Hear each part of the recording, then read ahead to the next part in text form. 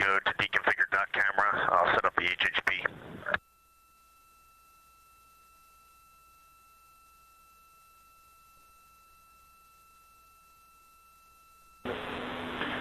Hey, give us a couple minutes. We're going to send a few commands to get that docking camera ready, and we'll come right back here shortly to let you know.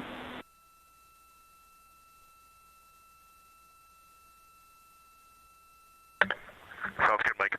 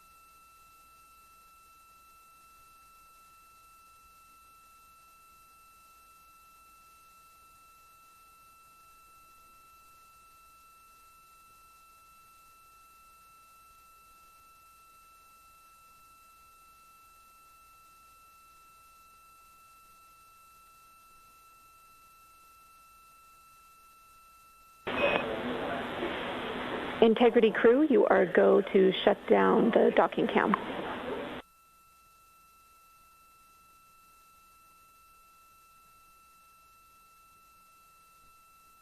Good day, Jenny, and thanks.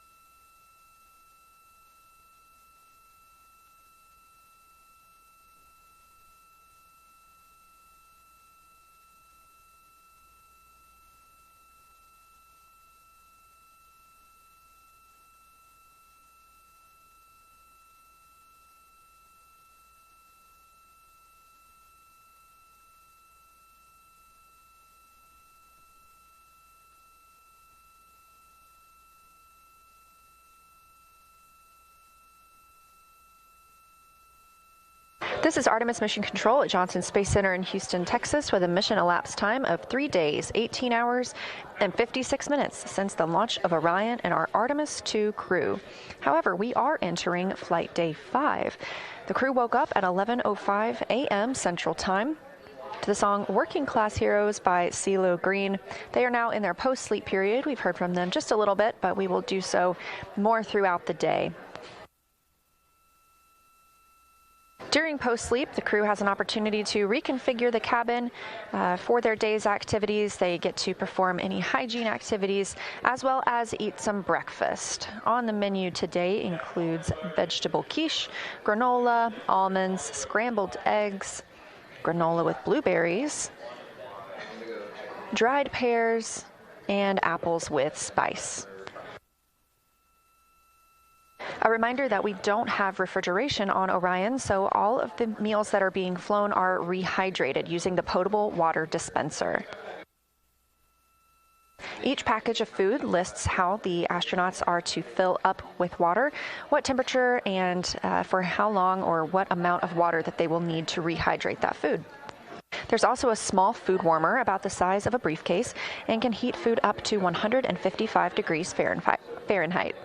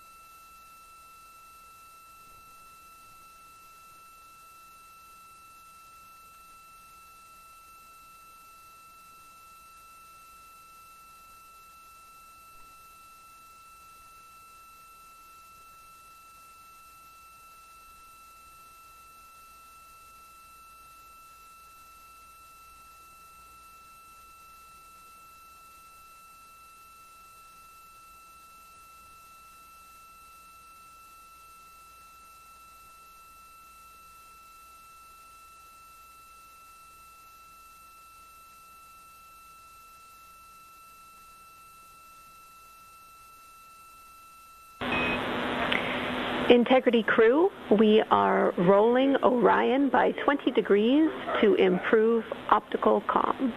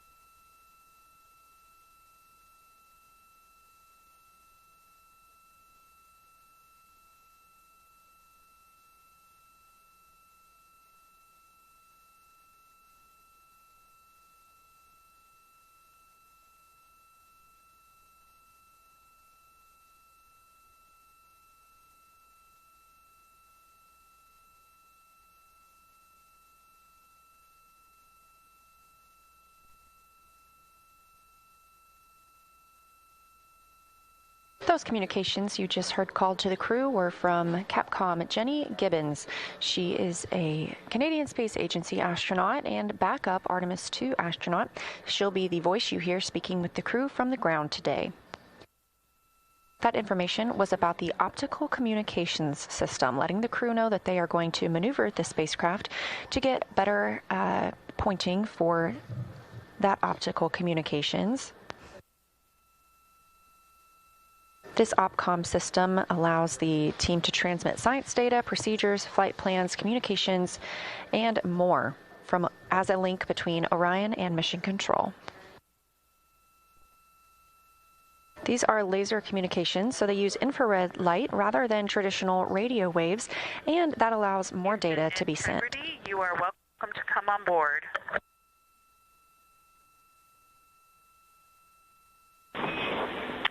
Copy, Christina. We are on board with you. Thank you.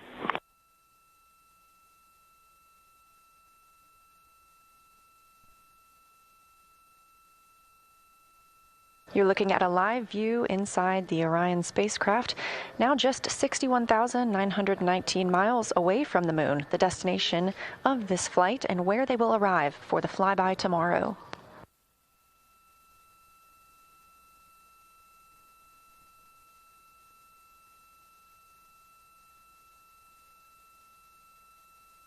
We are now 1 day, 5 hours, and 21 minutes from the astronauts' pass behind the moon, which you're getting a great view of from this exterior camera on one of the spacecraft's solar array wings.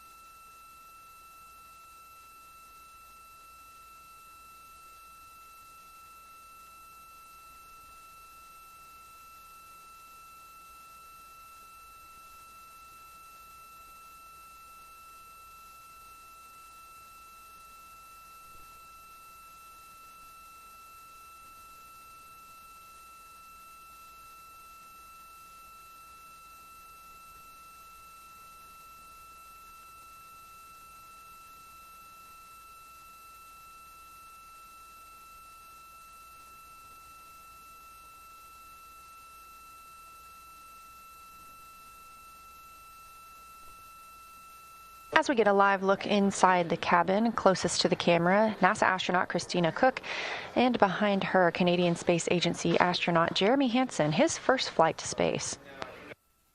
We are entering flight day 5. The crew is still in their post-sleep period and configuring the spacecraft for the day's events. Teams on the ground are collecting information that they will relay up to the crew during their daily planning conference.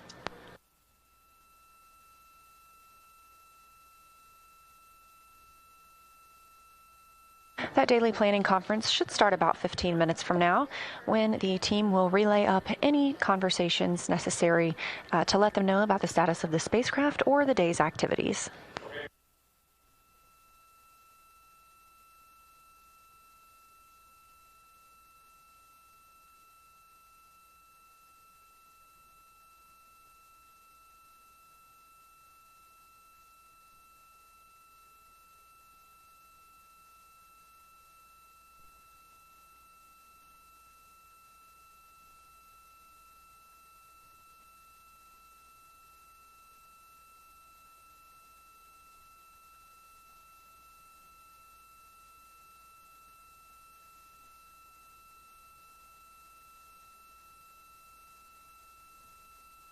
As you heard, the teams on the ground sent commands to maneuver the spacecraft for better optical communication opportunities.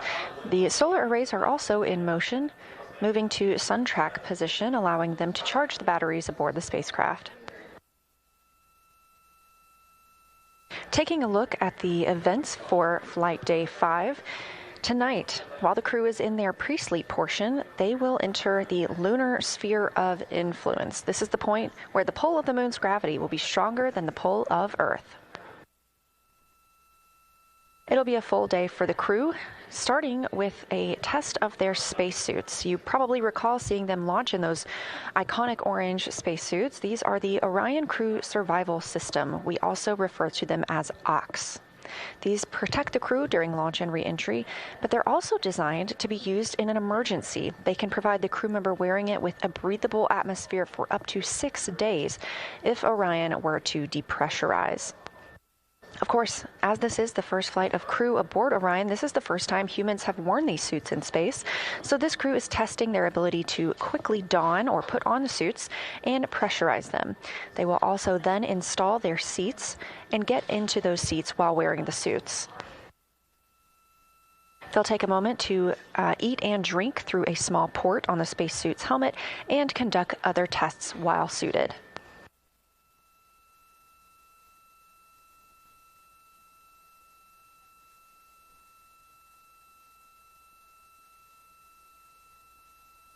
We expect to hear from the crew quite a lot during that OCS suit demo. We anticipate they'll be opening the microphone and talking down to Earth frequently. After the OCS suit demo today, the crew will enjoy their midday meal closer to 6:30 p.m. Central Time. Once midday meal is complete, the crew will then have the OTC-3 burn this evening. That's Outbound Trajectory Correction Burn 3. If you recall, we previously canceled the first 2 outbound trajectory correction burns. These are small maneuvers to help keep the spacecraft in line with their trajectory around the moon and for their splashdown back home. At this moment, teams are planning to continue with today's outbound trajectory correction burn.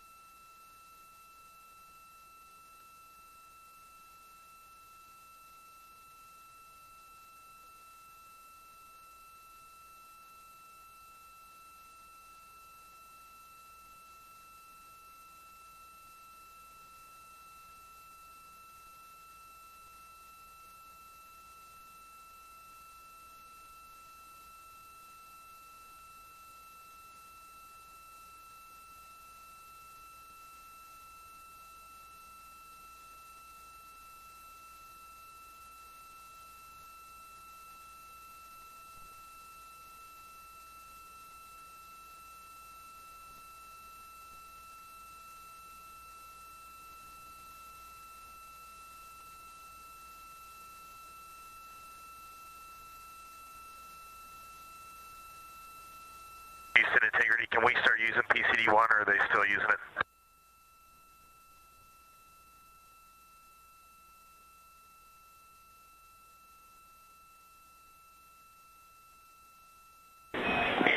And Reed, you are go to use PCD-1, but we are still updating Outlook, so everything but email is go.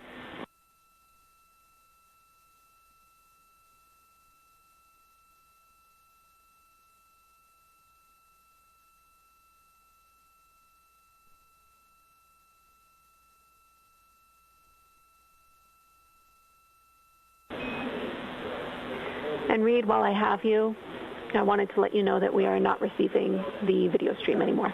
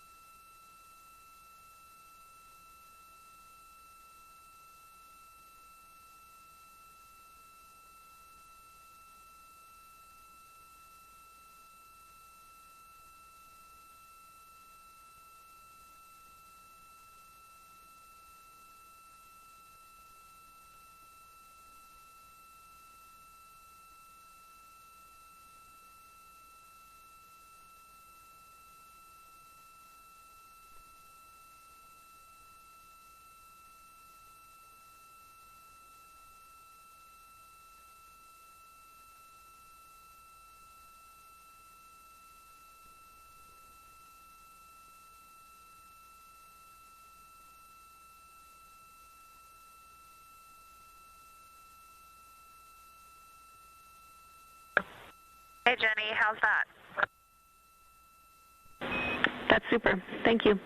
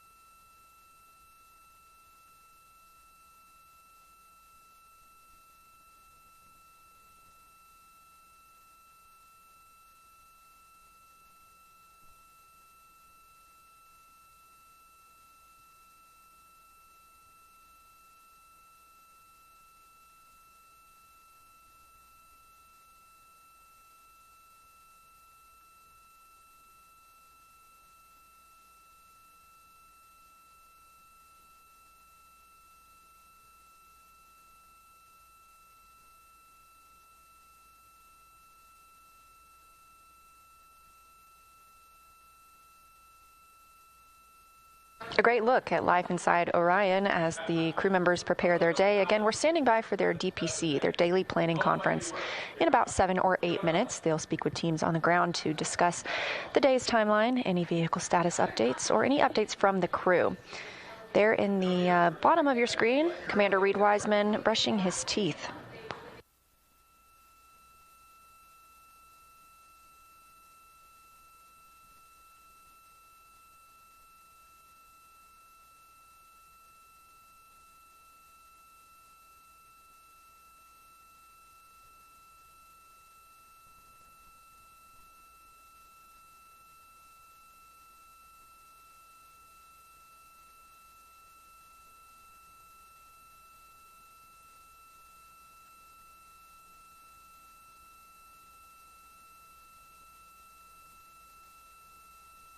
Immediately upon wake up and before the astronauts brush their teeth or exercise, they are asked to take a saliva collection. Saliva provides a unique window into human immune system functions in a deep space environment. So dry saliva is collected before, during, and after the mission. The crew blots it onto special paper in pocket-sized booklets. Go ahead.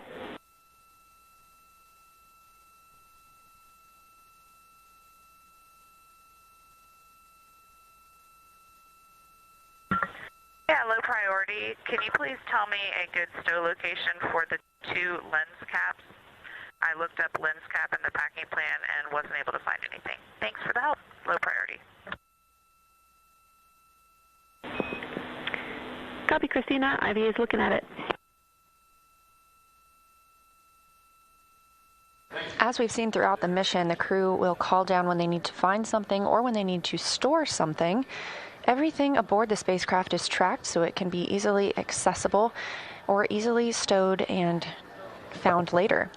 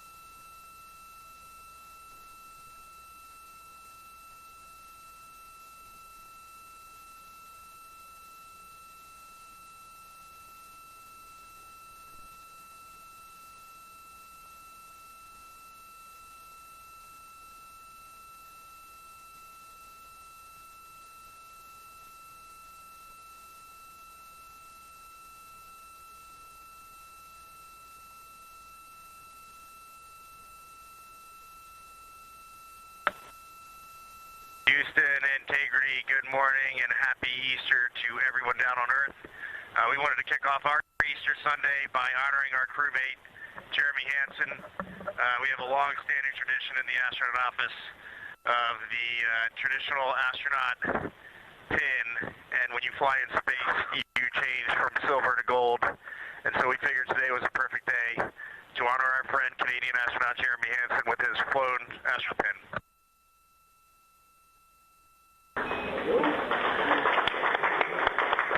Wow, that sounds like it took a lot of people to make this little representation that we have in the office, this tradition, come to reality for me. So a lot of gratitude for all those people. It's a pretty special experience. Thanks for doing this, guys. Congratulations.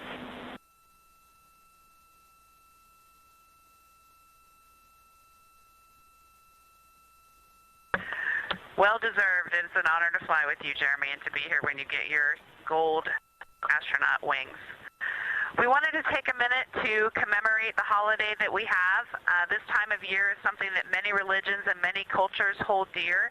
It's a time of emotions such as joy, as well as solemnness, honoring what's going on both in our world and in our religious beliefs. Another aspect of that is our family traditions, and I know for me, if I was on the Earth right now, I would be with my family in Houston, the Monte Rosas, and we would be hiding confetti eggs in the backyard and watching two very sweet little girls go try to find them. So to commemorate that on board, we did hide a few eggs around the cabin. They were the dehydrated scrambled egg variety, but we're all pretty happy with them. That's wonderful. We'll keep an eye out.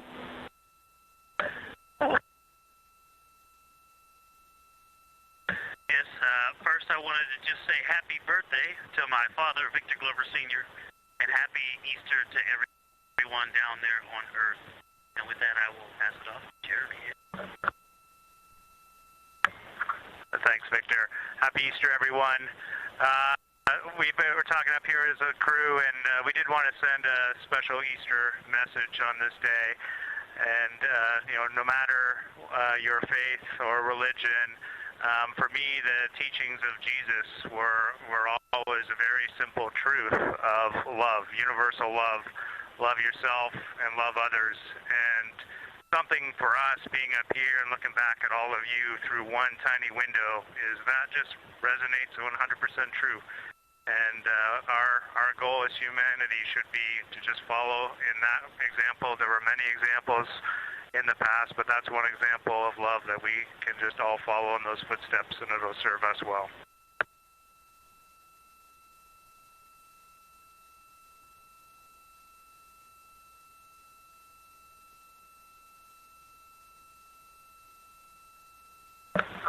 And with that, Houston, we are eager and ready to start our exciting day of suit offs with you all. And we don't have any specific comments yet, but ready to hear what you've got for us. Thank you, Integrity. A lot of gratitude for that message down here, and it's wonderful to see Jeremy get that pin. So thank you for sharing with us. Today is a big day. We're all tracking that down here, as I'm sure you are up there. Today, let's take our time. We will remember that slow is smooth and smooth is fast. While you are suited, we plan to have you voxed unless you request otherwise, and we will be silencing caution and warning from the ground. I have a few procedure deltas for you when you are ready.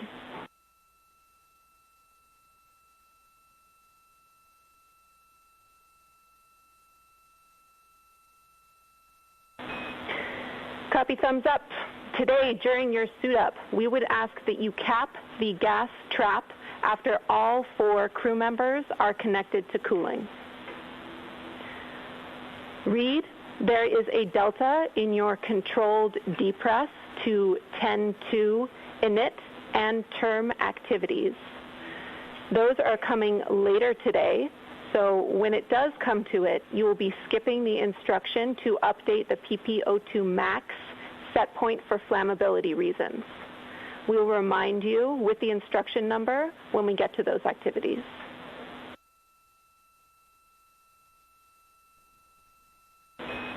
Copy, thumbs up.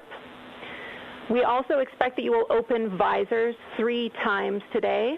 When you do, for every one of those openings, you will use the instructions that you have in your daily summary, the first point, and that will override EPROC and vent overboard. Again, we will remind you as needed.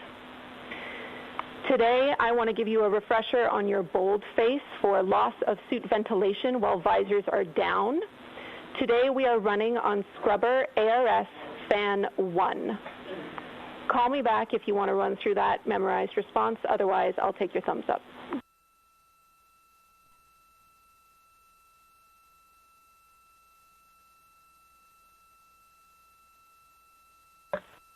We just went through a quick brief up here. We think we're good. Thank you.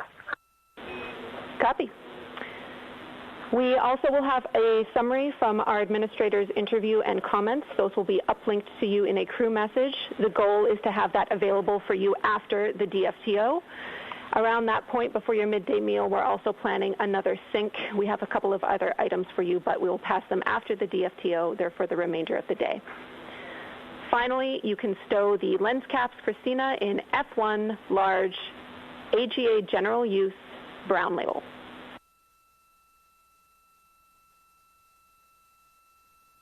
F1 Brown, thank you. Copy. That's all we have for you.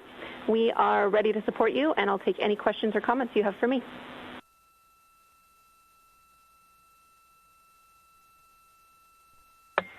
Okay, just 2 things on Avatar today for Huntsville. All lights except 15 and 16 were illuminated. Jenny, one question on the cap for the gas trap. You said to cap it after 4. Is that also after the 5 minutes have passed after the 4th crew member has connected? Good words, Christina. After the 4th crew member and 5 minutes have passed since that connection.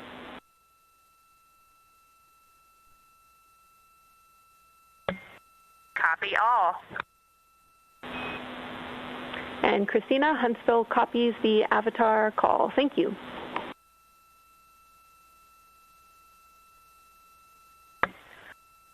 Great. Good Artemis morning, Huntsville. And Jenny, blanket statement for today. If you need adjustments to the view, please just ask real time as soon as you need them, even if it goes away. Unless we've told you that we are turning it off, we intend to be streaming with a good view for y'all. Copy. Thanks for letting us know.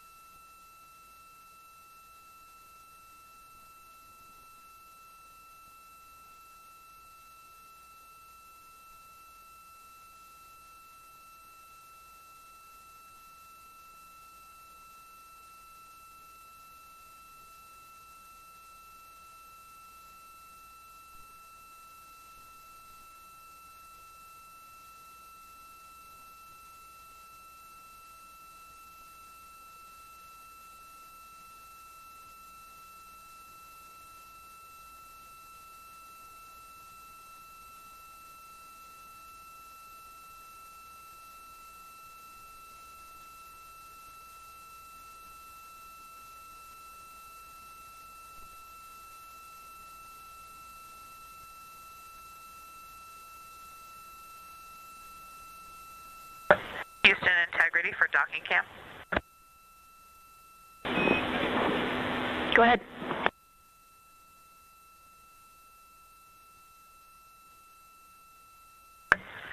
Is it okay with you if we keep the docking cam on the docking hatch window for today, at least for the morning?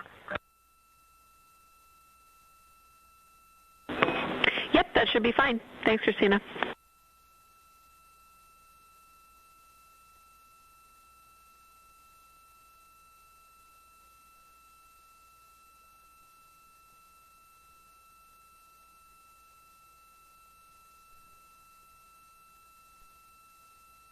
After waking up at 11:05 a.m. Central Time today and entering their post-sleep period, the crew has just completed their DPC, their Daily Planning Conference. The Daily Planning Conference started with Canadian Space Agency astronaut receiving his gold astronaut pin. This is the first flight for Hansen, and therefore his pin, which is received upon graduating from astronaut candidate training, that is a silver pin that is given. When you become an astronaut and have flown into space, you receive a gold pin. In honor of the Easter holiday, the crew admitted they also hid some scrambled eggs around the cabin as prepared by the food lab here at Johnson Space Center in Houston, Texas, and offered some thoughtful words on the holiday as well as Victor Glover's father's birthday. Teams on the ground, especially Capcom Jenny Gibbons, provided some information about today's Ox suit demo and some changes to the procedures that they currently have. We confirmed that they will be opening their microphones and we will be able to hear throughout that Ox suit demo, as well as hopefully continue to receive good views inside the cabin.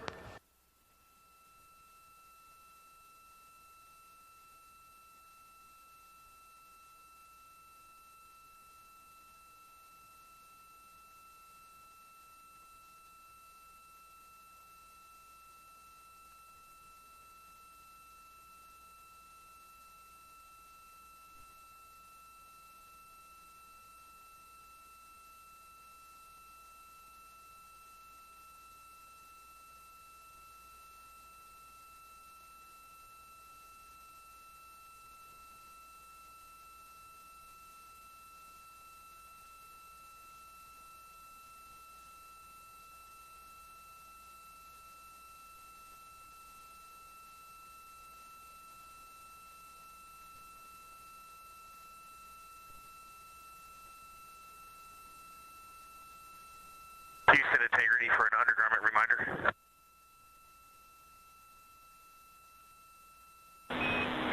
Go ahead.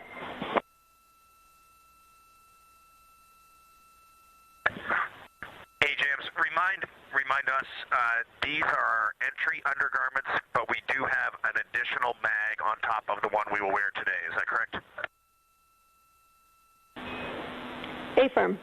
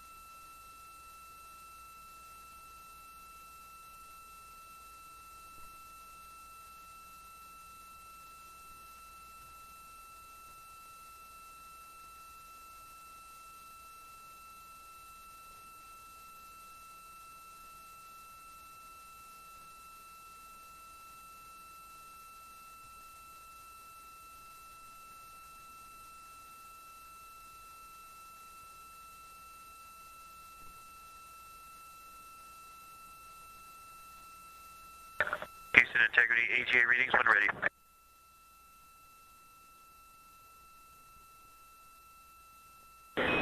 Ready.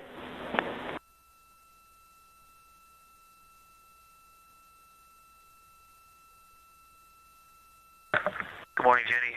You have a CO2 2.6, O2 20.7. Cabin pressure is 13.9 psi. Temperature 74.4. Sounds great. Thanks, Victor.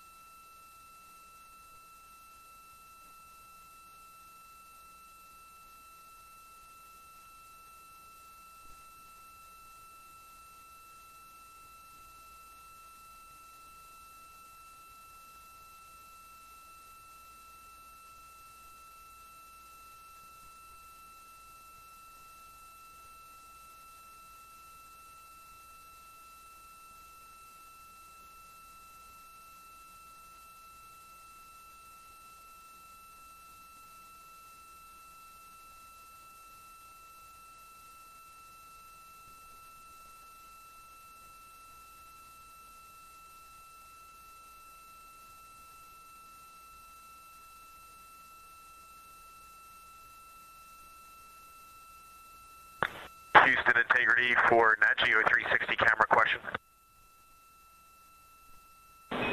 Go.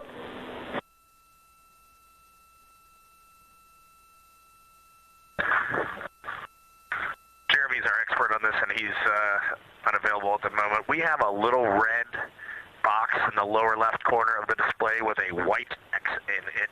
Any idea what that means? And that's on the 360, the GoPro Max 360.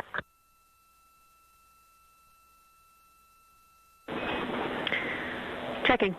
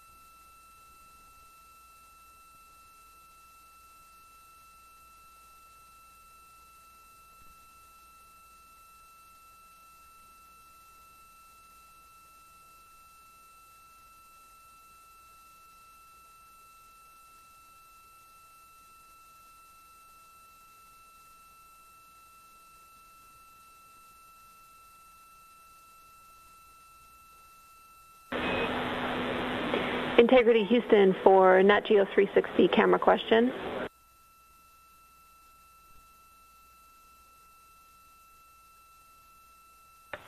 Go. Yeah, Reed, we don't have the answer yet, but we recommend trying a power cycle. I see also your SME is back in the cabin, so if he can help, we're open to his suggestions too.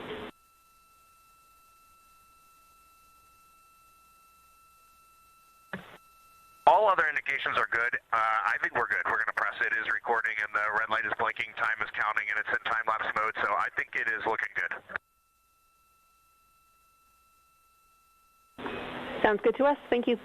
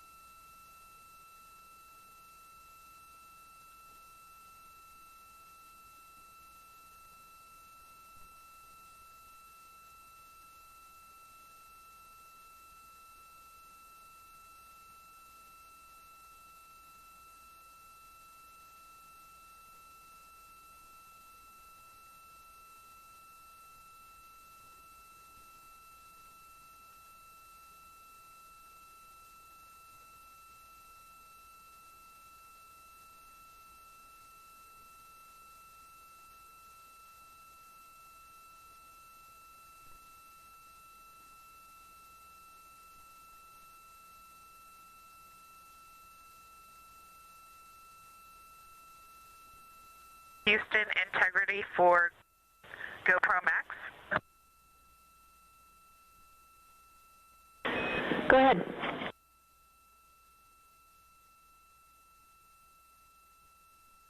For your awareness, our SME did figure it out. The battery was not fully seated. It was running off of power, so it was fine, but if for future reference, that's what that symbol means. Nice. Thanks for letting us know.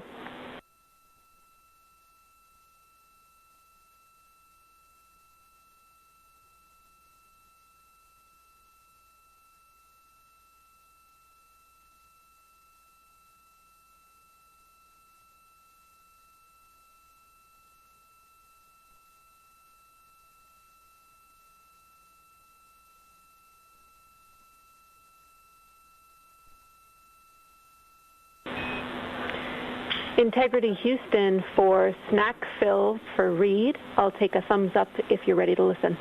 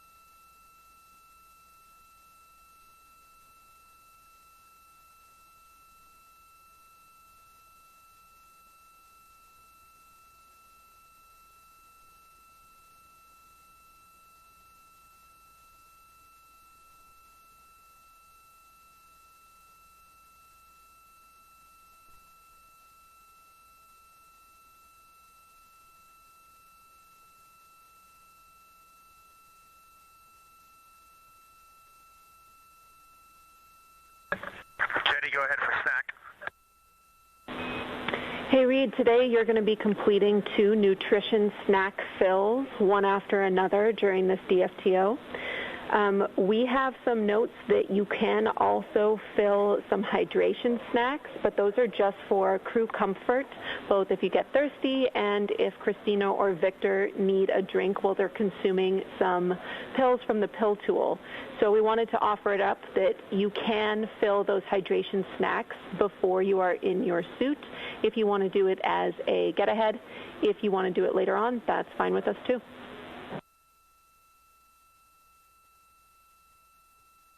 So I can do 4 hydration snacks now, and then the regular snacks during the DFTO. Affirm, we want to make sure the nutrition snacks are during the DFTO. Otherwise, up to you.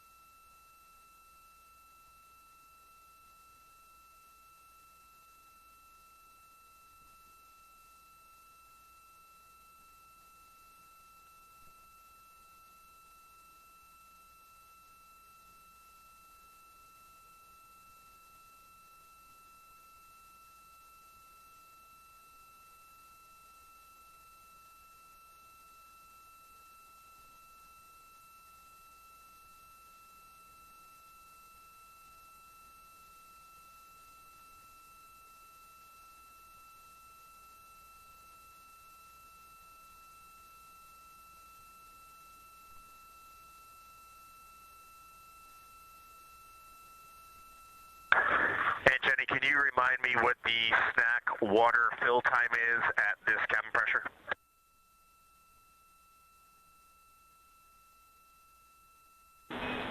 Checking.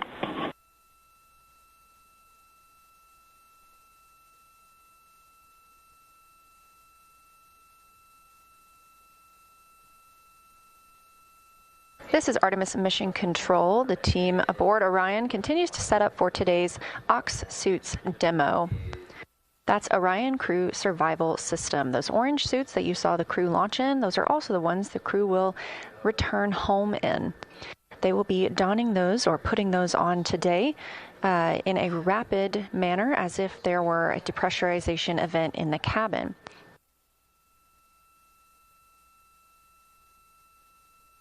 You heard Capcom Jenny Gibbons letting Commander Reed Wiseman know that they would be consuming snacks and drinks during this procedure, as well as using the pill tool. When in these Ox suits, Reed to fill a hydration snack at this cabin pressure. It's 45 seconds.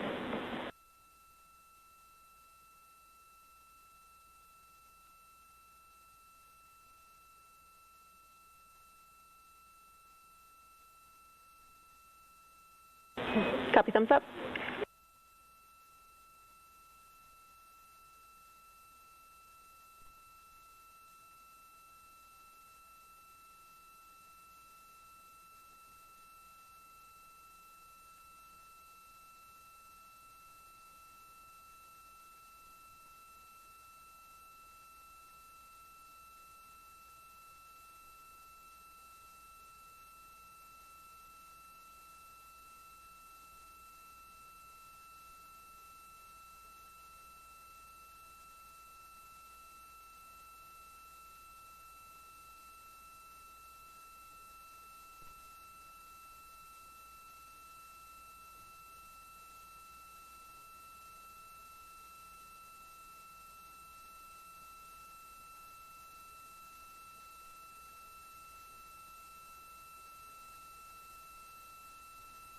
Again, ahead of today's Ox Suits demo, teams on the ground helping the astronauts prepare for donning those suits. And Capcom Jenny Gibbons mentioned that the crew would be taking pills. These are placebo pills, and they will be delivered through a pill stopper or a pill tool. The pill tool is inserted into a small port in the helmet. These suits are designed so that the crew could live in them for up to 6 days and live in a breathable atmosphere if the cabin were to depressurize. So during that time, if they needed to take medicine, the team has thought of everything, and they have a pill tool available for a small port on the helmet that the team could use to take medicine if needed.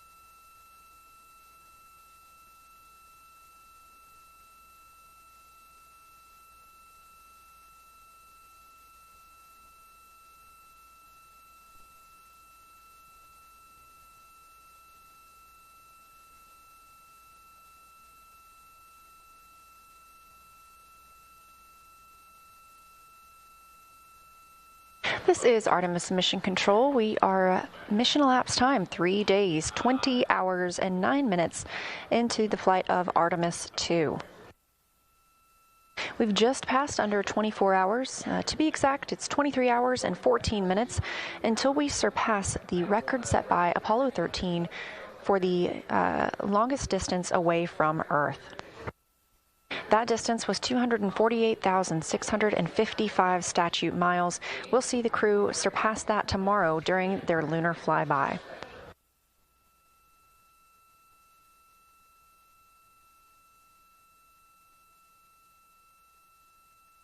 Inside the cabin, the crew is preparing the spacecraft for the OX suit demo.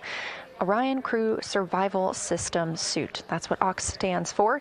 Today they will be donning their suits or getting into those suits. 2 will be doing so rapidly and 2 will be doing so at a normal pace. These suits are what the crew members wear during launch and re-entry. It's also what would protect them in the event of a depressurization in the spacecraft.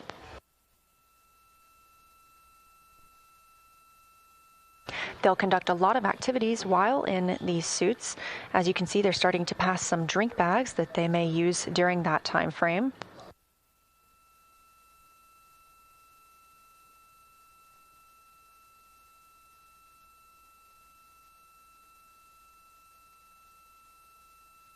These Orion Crew Survival System suits could keep the crew member wearing it in a breathable atmosphere for up to 6 days if Orion were to depressurize. Now, this is obviously the first time that humans have ever flown aboard Orion, so the first time we've gotten the opportunity to test out these suits. So after they put on the suits, they will pressurize them, and then they will install their seats. They uninstalled their seats following arrival in their high Earth orbit. And with these suits being pressurized, that seat install would be a little more difficult. There is also a small port on the spacesuit helmet. They will practice eating and drinking through those, as well as taking placebo pills. Down on the left side of your screen, Canadian Space Agency astronaut Jeremy Hansen taking a drink of water and showing the behavior of water in a microgravity environment.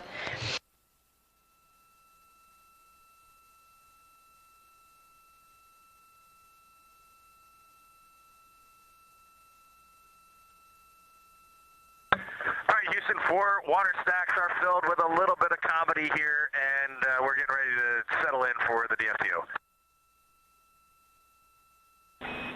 Houston copies.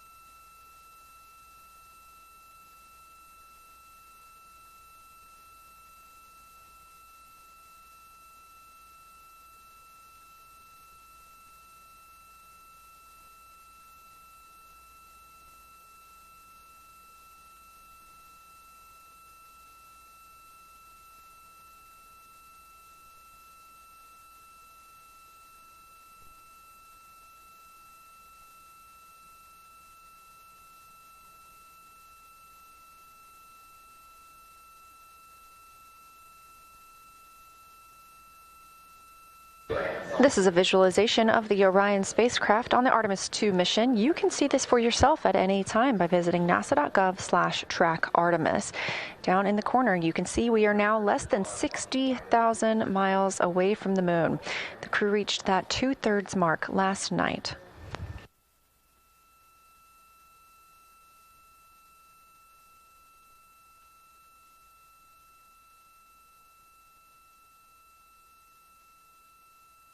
In addition to today's Ox suit demo, we are also expecting the outbound trajectory burn 3.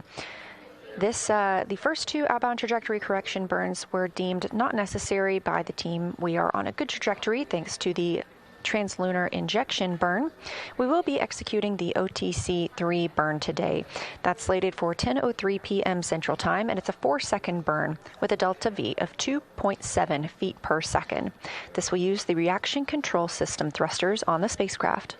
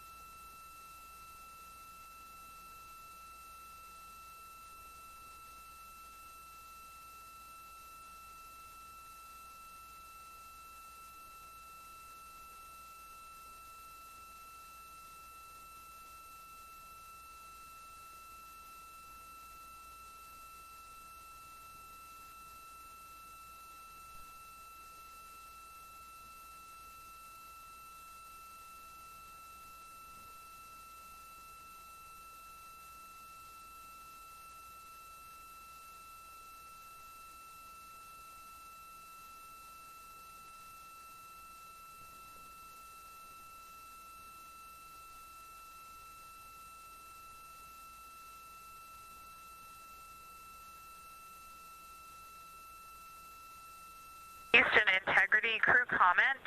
The D&E locker doors are much easier to get in and out of than we experienced in the mock-up, probably because of zero-G and all that. So just a comment there. In fact, when we first got up here, we were actually saying that we might just keep them on. We have elected so far this mission to not install the nets over D&E because we are in and out of there so much, and we were able to use the CTBs themselves for foot restraints. Great data. Thank you.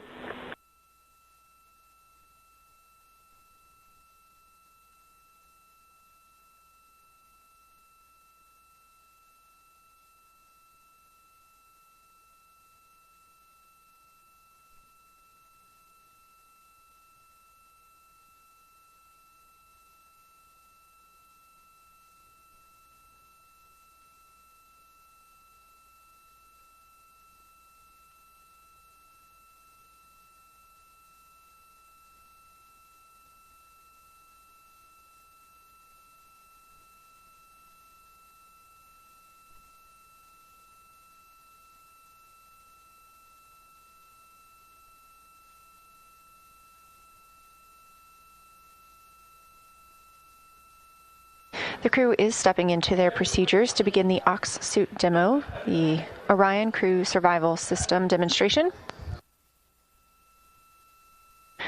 The beginning of this is just cabin configuration. That means closing the hygiene bay door, removing the bungee where their stowage has been. It also means stowing or unstowing and routing umbilicals as needed.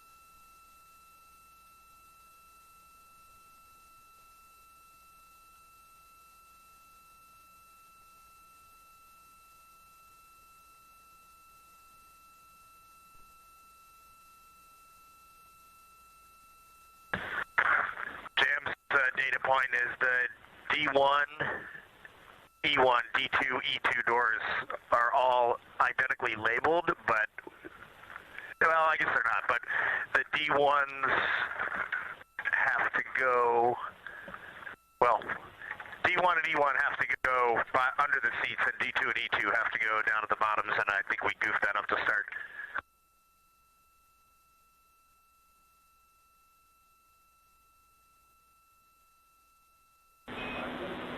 Oof, yeah. The IVA console's telling us about that little slot that needs to be facing Nader. Sounds like you guys got it. Thanks.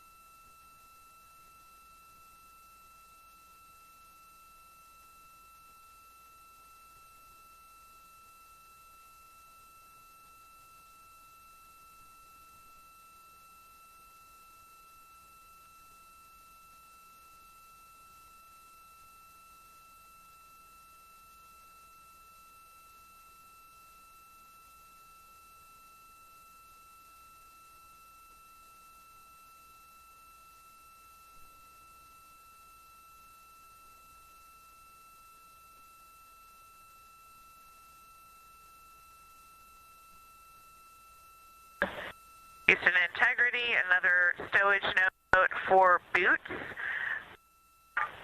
Retook a picture, but a great way to stow the boots is behind the foot plate on seats 3 and 4 with the toes facing the seat. When you try to stow them on the clips, they do come off on their own. They just float off eventually. But stowing them behind the seat, toes facing the seat, is a great way to get them stowed efficiently and use space efficiently. Copy all, top tip. Thanks, Christina.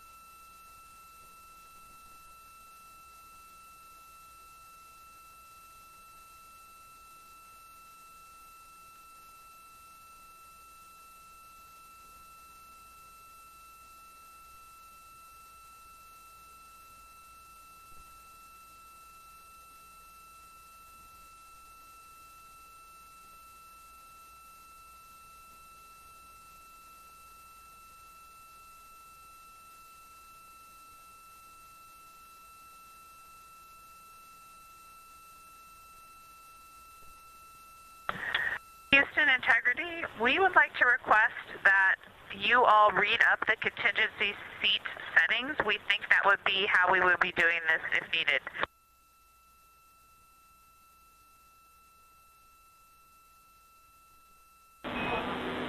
Copy, we're getting them ready.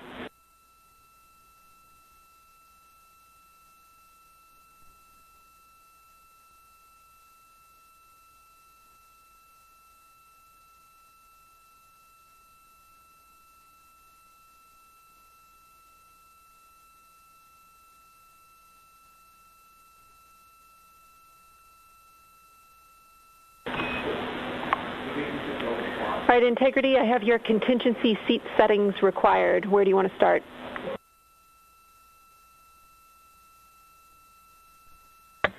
Seat 2 shoulder bolsters first, and then seat 1 shoulder bolsters.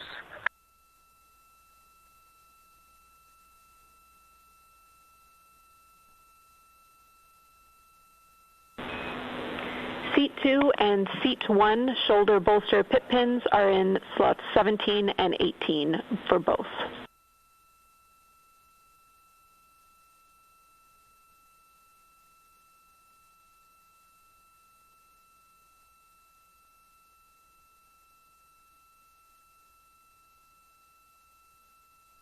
Jenny, we'll take headrest for seats 1 and 2 next. And question, we may have missed it, but what do we do with the orb mount for the left RHC?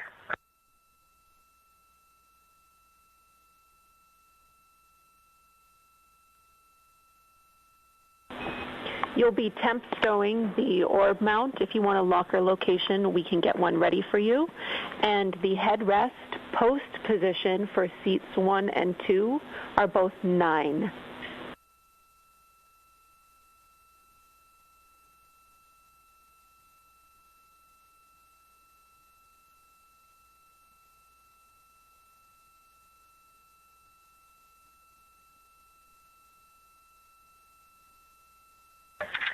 Jenny, I may be missing it, don't have a stow note location for the orb mount, so we will take one from you. Thank you.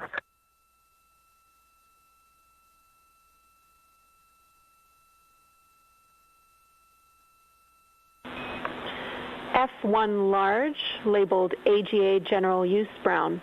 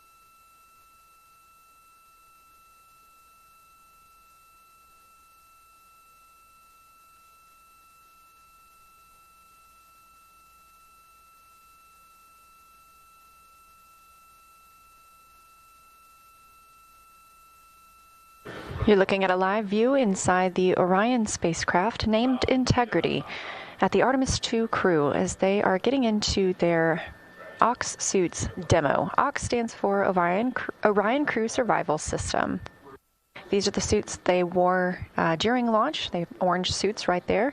They'll also wear them during re-entry, and these would be the suits they would put on in the event of a depressurization in the spacecraft.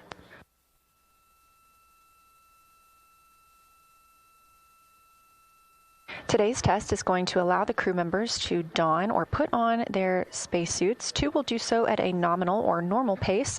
The other 2 will do so at a rapid pace.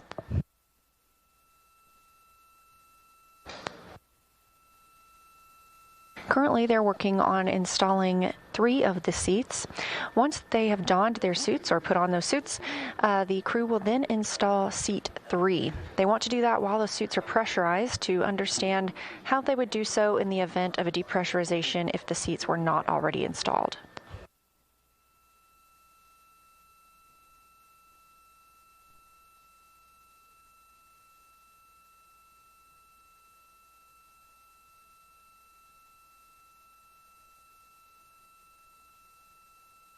Once the suit's pressurized, it does become more difficult for the astronauts to work in the cabin because those suits will grow. A little feedback on the headrest settings. It wasn't clear how to set setting 9, but we like what we're seeing here, and we think that if we were in a real situation, we would press as is. I'll get a picture of the config.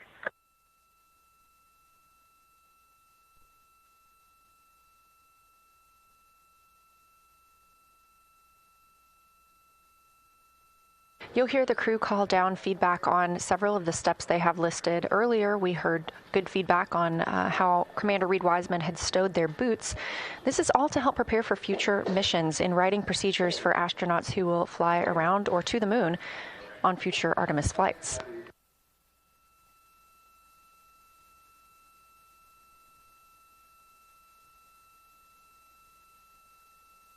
Again, they will be pressurizing their suits today. Those suits will be pressurized to 4.3 psi. Copy, Christina. We're happy for you to keep going, and thank you for the photos.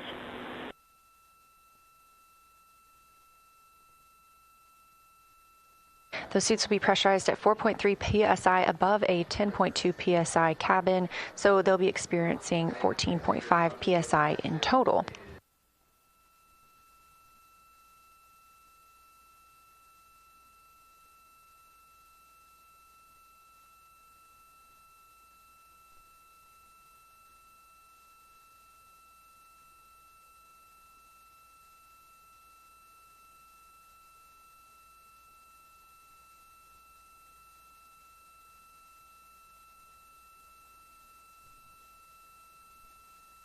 Once this crew is in their suits and the suits are pressurized, they will need to get seated. This is a difficult task while pressurized. It may look very simple, but it can be exhausting due to that suit being pressurized and expanded, as well as the umbilicals being connected.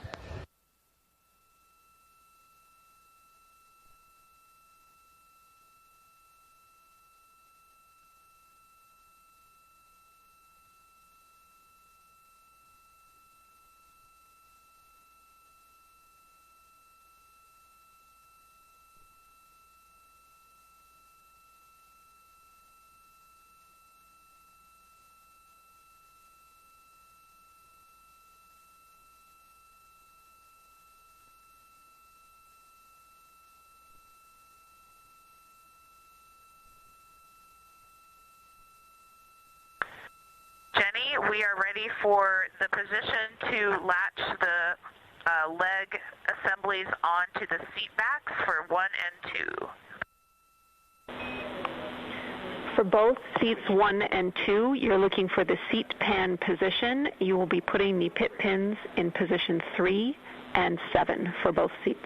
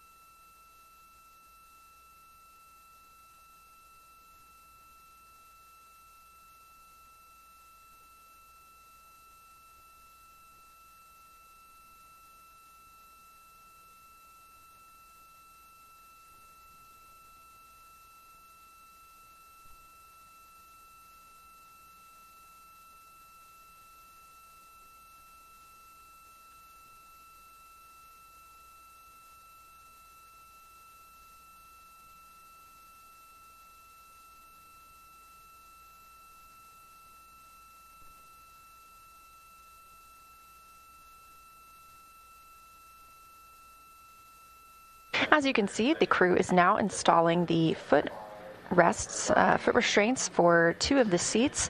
These were removed after ascent. This allows the crew more room to move about the cabin throughout the flight, but they must be reinstalled prior to entry. So with today's demo, as the crew will be getting seated while pressurized, they need to install those foot restraints.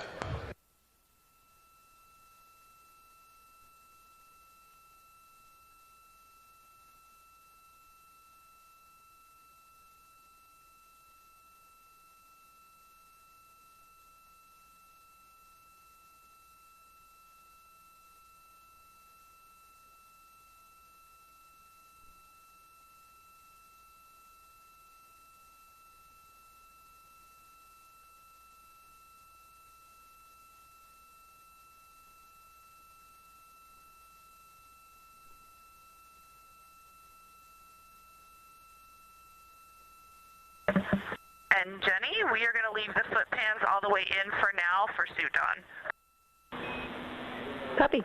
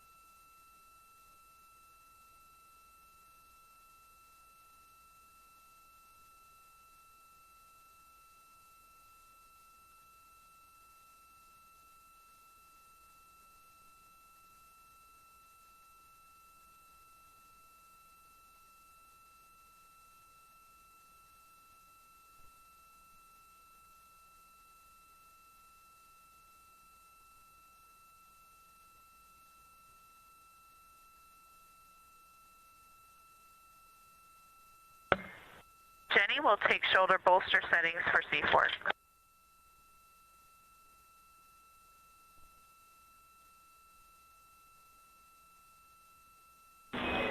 Christina, for seat 4, the shoulder bolster pit pin locations are the same as the nominal, so they should be Sharpie marked for you, setting 20 and 21.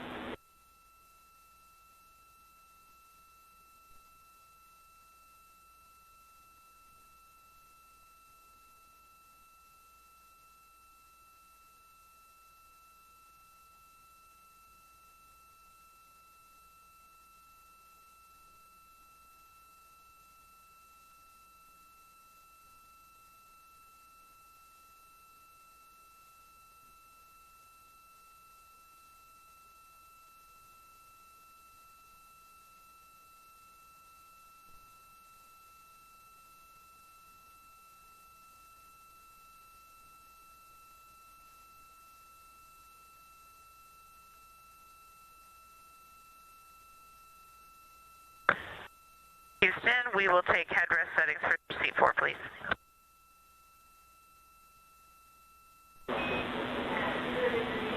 Seat 4 headrest setting for contingency is 9, which is the same as the setting that you have nominally. And for this, just a reminder, we're looking for on the seat post, there's a little trapezoid. You want the bottom edge of that trapezoid to align with the numbers on the seat back.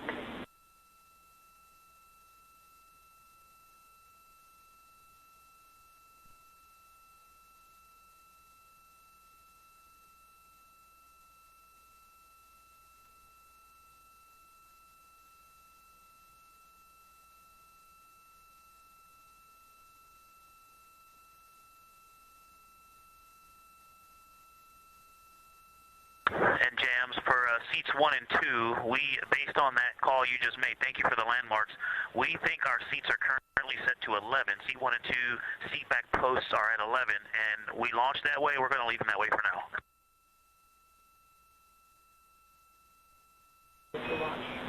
Copy, and that is the launch setting. We are happy with that if you are.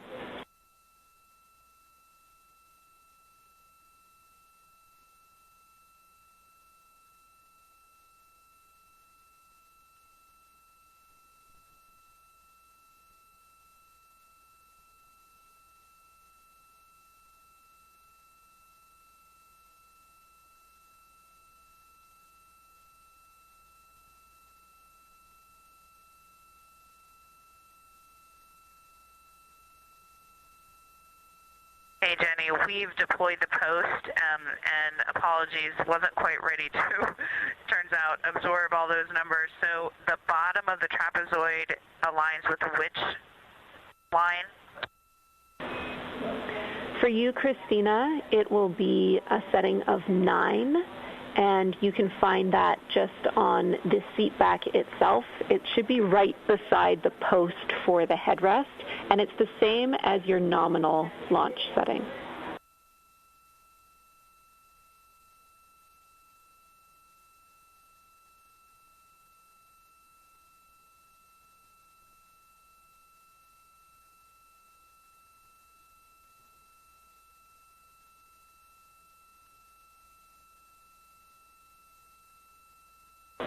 Copy, thumbs up.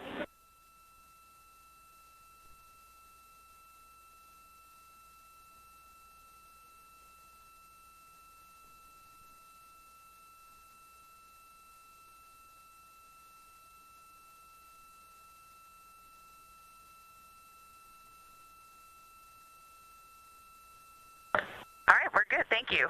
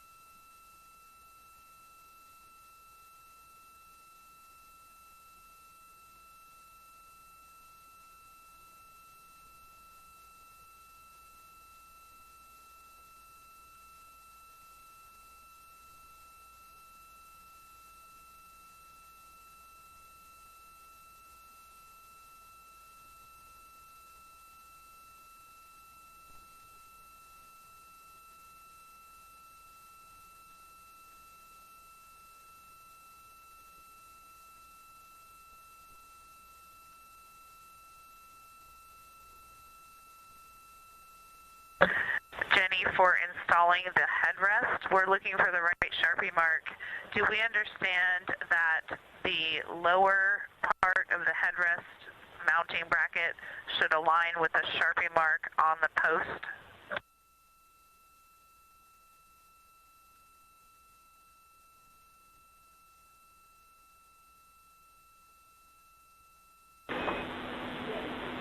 Christina, we think that sounds right, but we might be misinterpreting your words, but we think that sounds correct.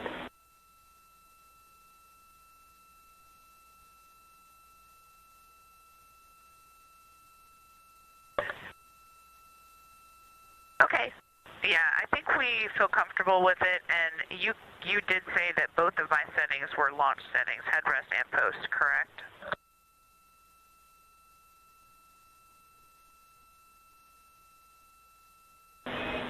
Affirm, Christina, they're the same for you.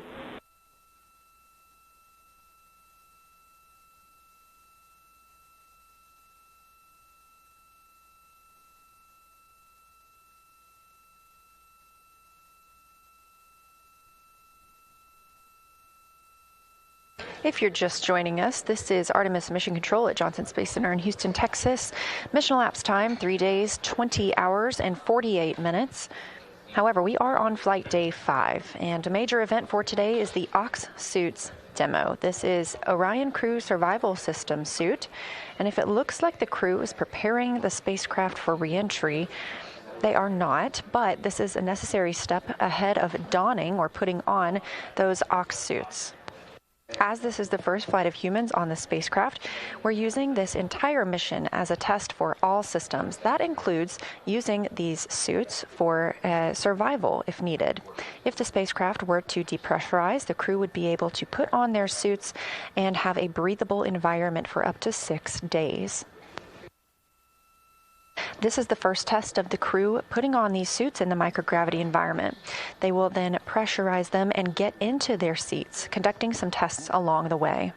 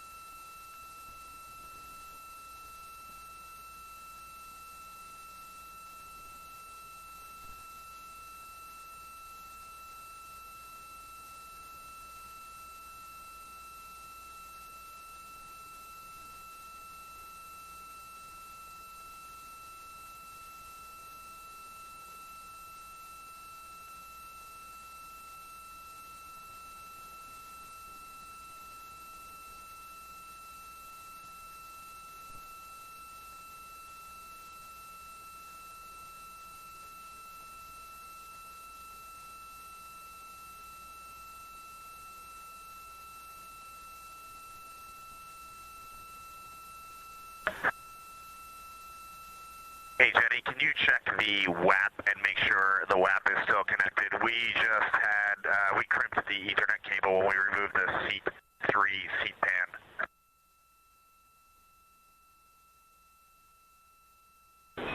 Checking.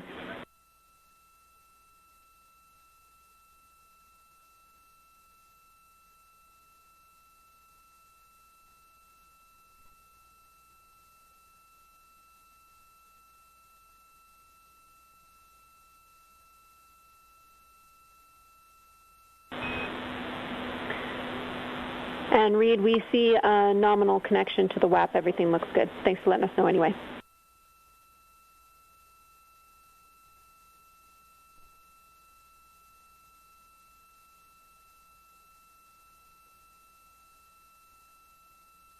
Acronym breakdown for you. WAP stands for Wireless Access Point. The crew is continuing to set up for the Ox Suit demo. That's Orion Crew Survival System.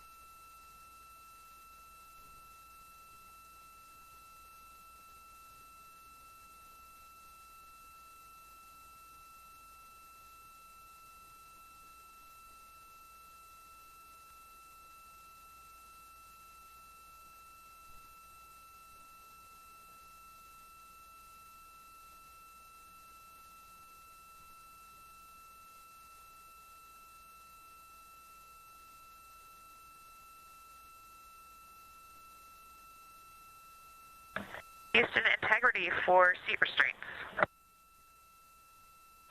Go.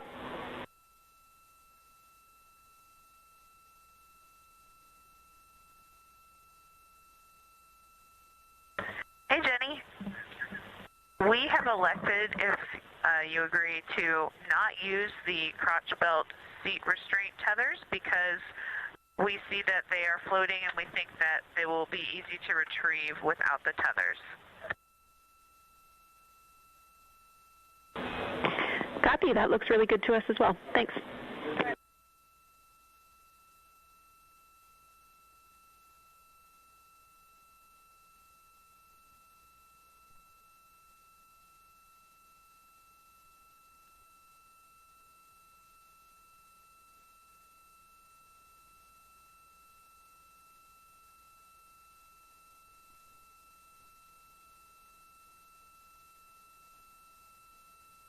Inside the Orion spacecraft right now, the crew continues to step through their procedures during the Ox suit demo. This is Orion Crew Survival System. NASA astronaut Christina Cook is taking pictures of the configuration of the seats so far. Again, on this test flight, everything is being carefully documented so that it can be used in reference and for planning for future missions aboard Orion.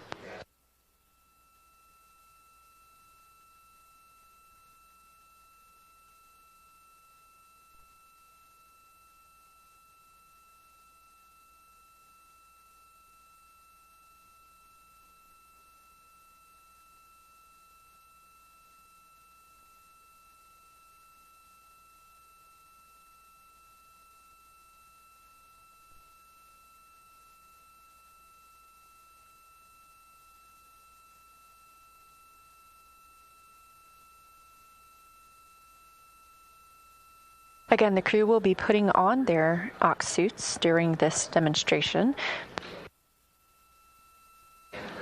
Nominally, or on average, they would only wear these during launch and re-entry. But for this mission, we are testing out what they would need to do if there were a depressurization in the cabin.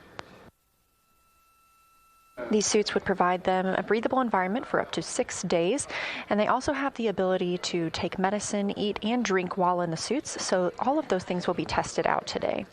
Now, once they put on these suits and pressurize them, they will expand a little bit, and it'll make it a little more difficult to move about the spacecraft. That's why this test is so critical to help team members write future procedures for future crews.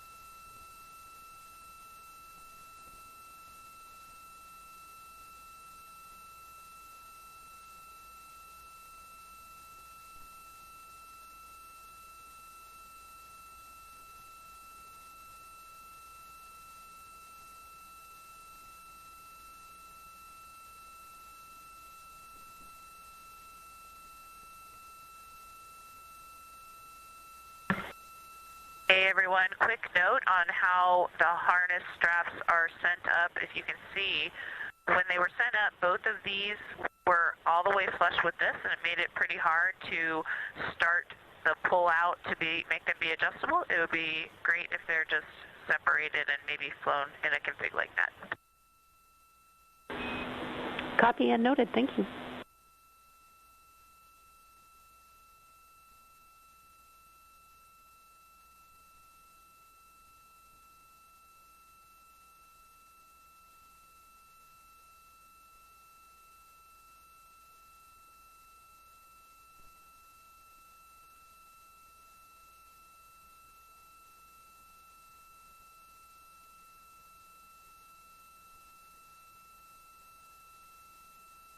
If you're just joining us, this is Artemis Mission Control, now on flight day 5 of the Artemis II mission.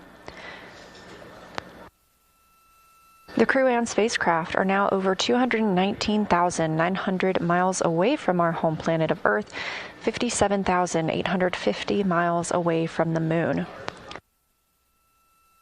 The crew woke up today at 11:05 a.m. Central Time, and after their post-sleep period, quickly got to work. This is the Ox suit demo, Orion Crew Survival System suit. Those orange iconic suits that you saw them wear during launch and that you'll see them put on ahead of splashdown. This demonstration is to test how the crew would get suited and seated if needed in the event of a cabin depressurization. This demonstration is expected to take up most of the crew's day ahead of the midday meal, with that midday meal coming around 6:30 p.m. Central Time. In the remaining half of the day, the crew members will obviously have their midday meal. They will also get into some burn monitoring operations. We are expecting the outbound trajectory correction 3 burn today at 10:03 p.m. Central Time. Outbound trajectory correction burns are small maneuvers using the reaction control system thrusters on the spacecraft. These help refine our trajectory as we are heading around the Moon and coming back to Earth. The initial burn to send us on that flight path was executed on flight day 2. That's the translunar injection burn. We previously canceled OTC burns 1 and 2. The trajectory was sufficient at that time, and those were not necessary, but the team does intend to execute OTC 3 this evening.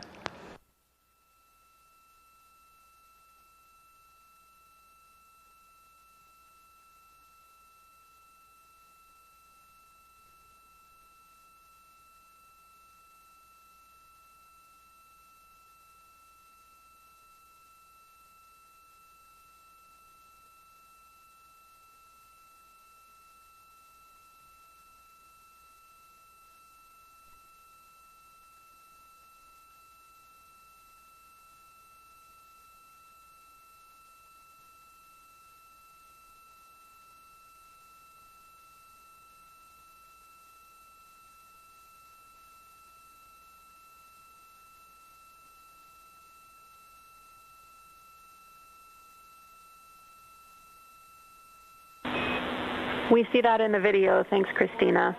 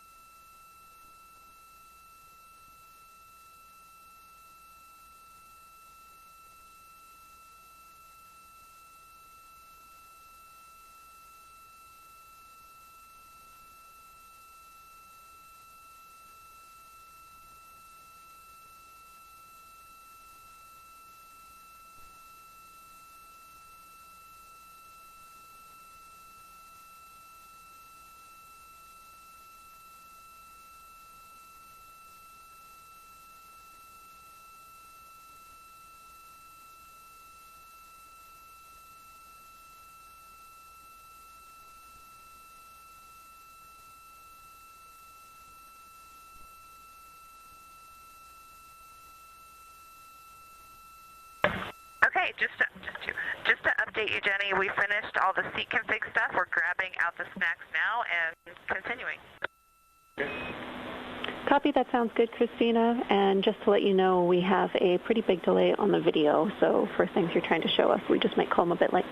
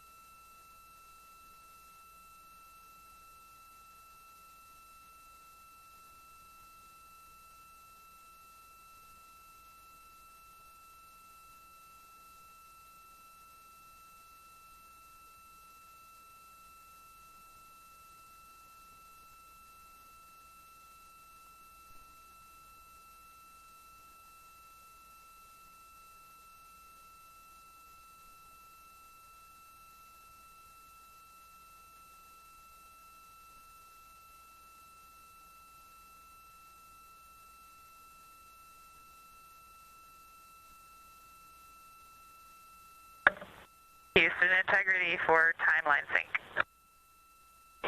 Go ahead.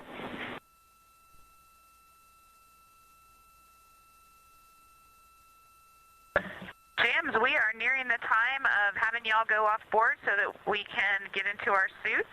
Just wanted to check in with you on timing or anything else you've noted that you want to share before we get into that.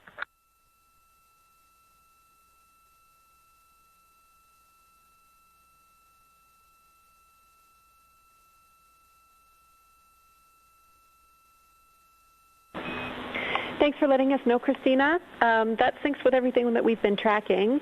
We just want to update you that we don't believe that we will do any objectives at the lower pressure, so at 3.7 PSID at your suit delta pressure, and we're also looking at adjusting the objectives during the first set as well. So we'll continue to talk about that, and in the meantime, you're go to continue.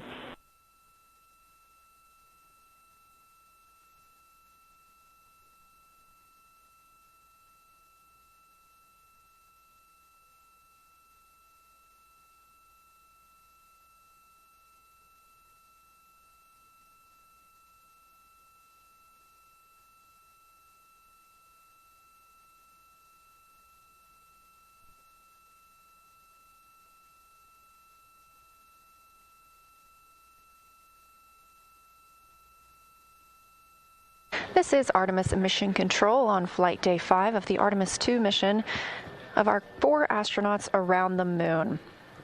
A major activity for today is the Ox suit demo. That is Orion Crew Survival System suit. The crew wears these suits, that orange iconic color, during launch and re-entry. They would also wear them if needed during a depressurization in the spacecraft. Obviously, we are not tracking that today, but this is a great practice opportunity for this crew to learn how to put on these suits and get into their seats. Everything that we learn on this mission, it helps us. Integrity Houston, we still have a camera view. We see nothing, but it looks like part of the side of the DU, but wanted to let you know it's still on.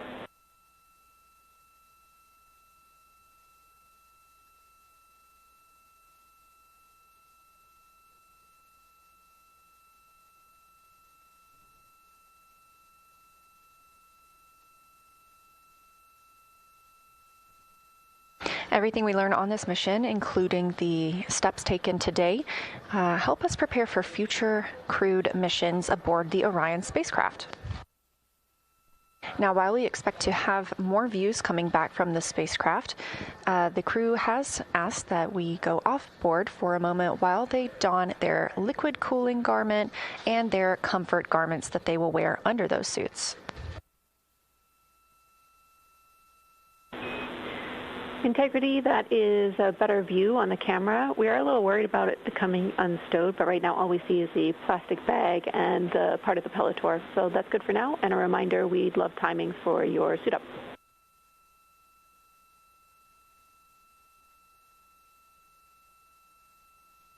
On your screen in the black is Capcom Jenny Gibbons, Canadian Space Agency astronaut and backup Artemis II crew member. To her right, Capcom Tess Caswell.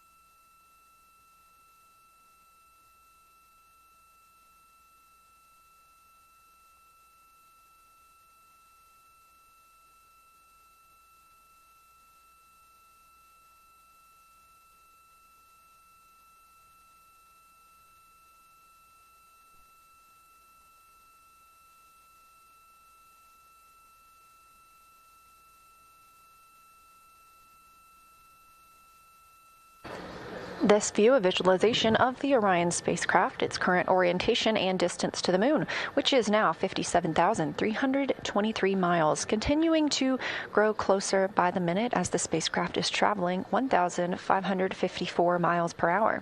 You can access this at any time by visiting nasa.gov/track Artemis.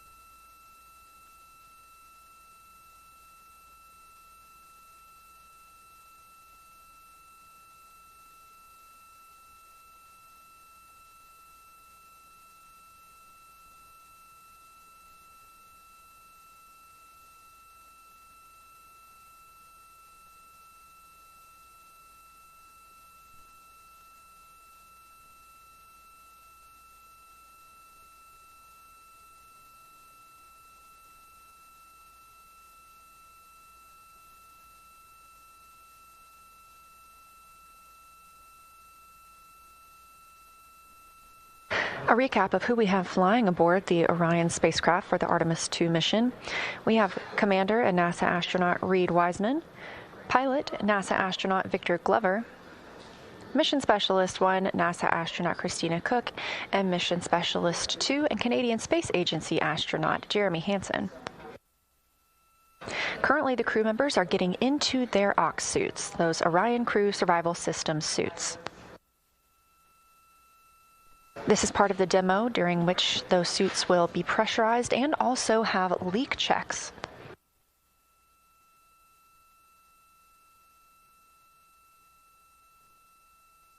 And if you're just joining us, this is all a test. This helps us determine how the crew would need to ingress or enter those suits quickly in case of a depressurization in the spacecraft. They'll also need to enter or put on their suits ahead of returning to Earth, as these are what they wear for launch and re-entry.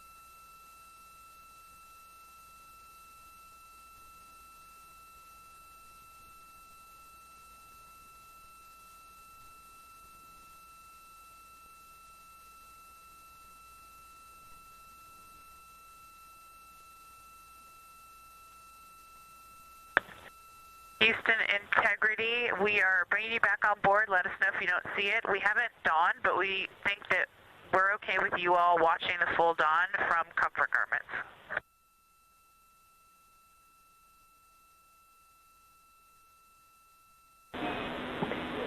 Copy, Christina. That sounds great to us. Thank you. We did see you adjust the camera, but we no longer see video.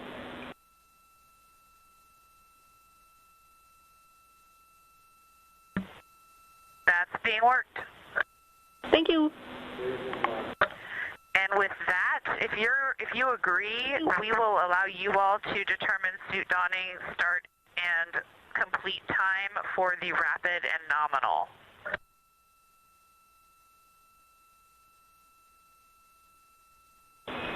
Copy.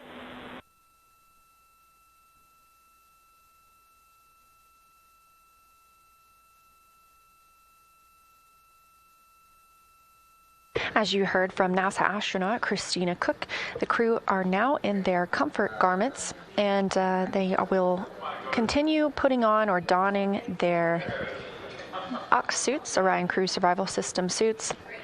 All right, crew, we have video.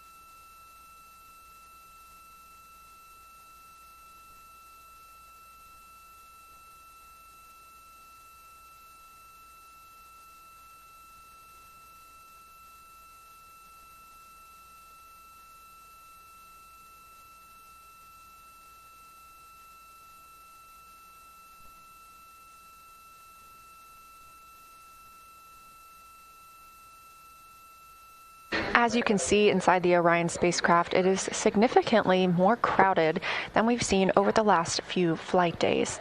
The crew has reinstalled some of their seats, and they will begin getting into their Orion Crew Survival System suits. 2 of them will practice this at a rapid pace, and 2 will practice at a normal pace. Again, this is all in preparation for future Artemis missions.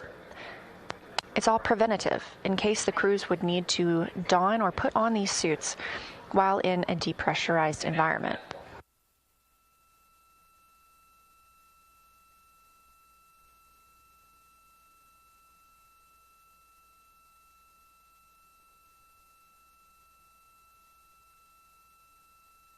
It's going to get even more crowded in this image. Once the crew puts on their suits, they will be pressurized. So they grow in volume, and the crew will need to maneuver around the cabin while still connected to umbilicals as well to get into their seats.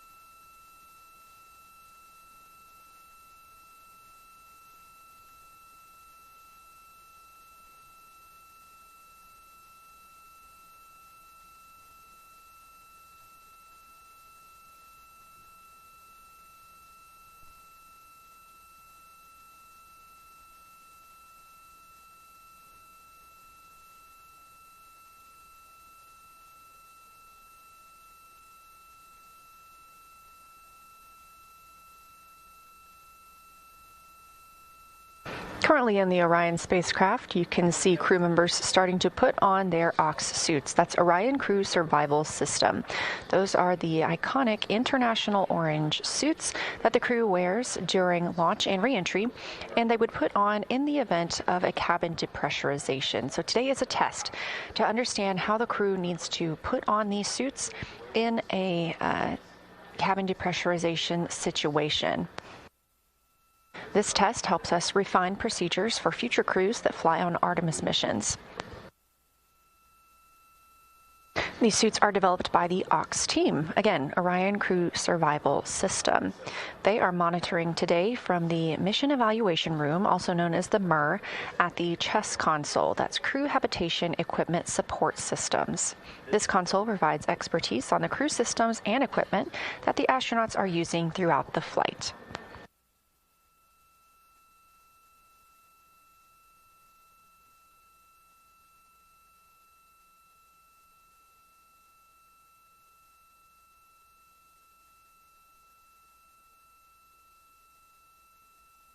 Once the crew are in their suits today, they will need to conduct suit leak checks as well as enter or ingress their seats.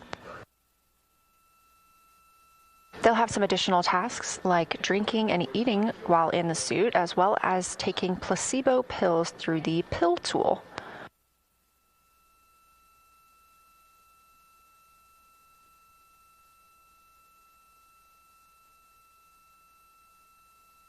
When these suits are pressurized, we do expect it to become more difficult.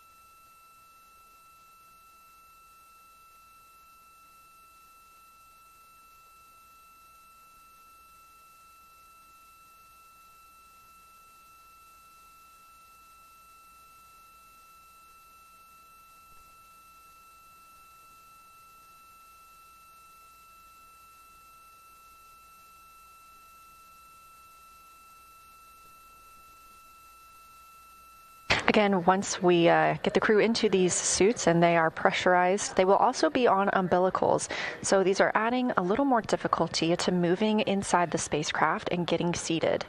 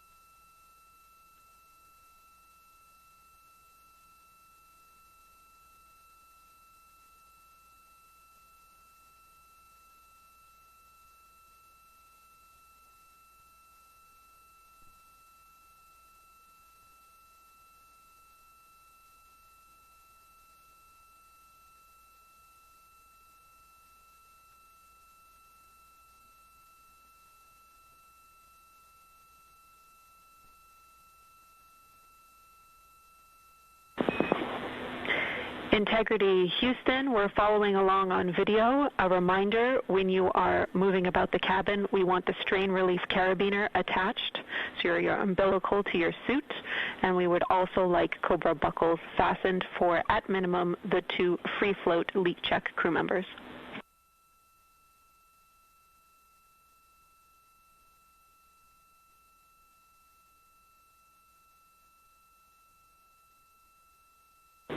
Copy, thumbs up.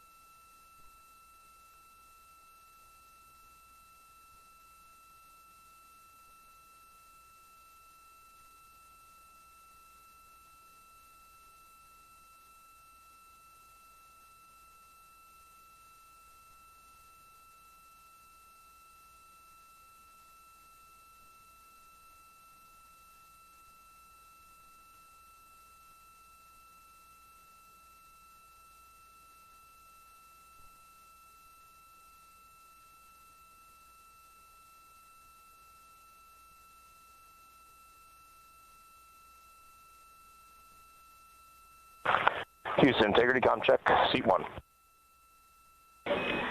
Reed, we have you loud and clear from seat 1. How me?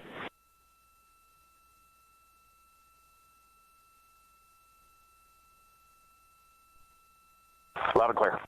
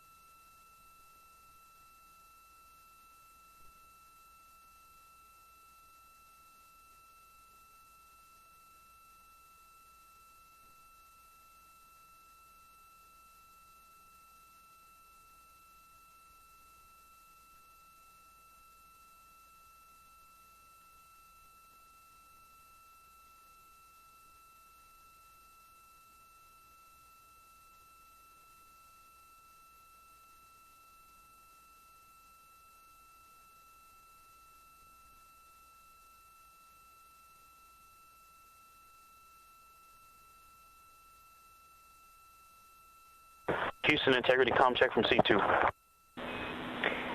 Seat 2, we have you loud and clear. Helmy.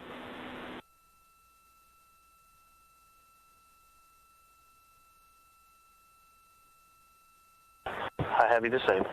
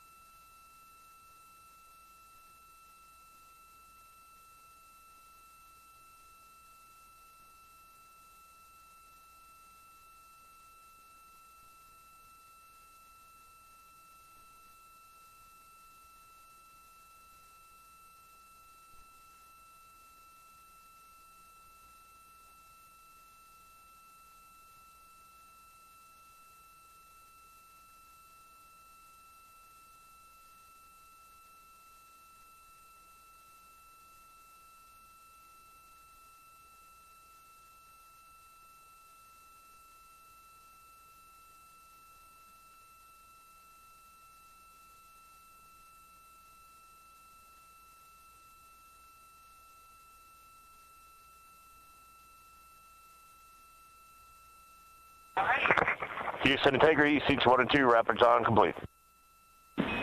Copy. Rapid dawn complete. Seats 1 and 2. Thank you.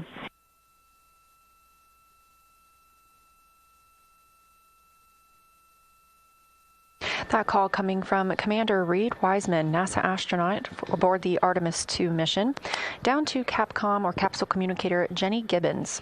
The crew is conducting their OX suit demo. That is the Orion Crew Survival Systems suit.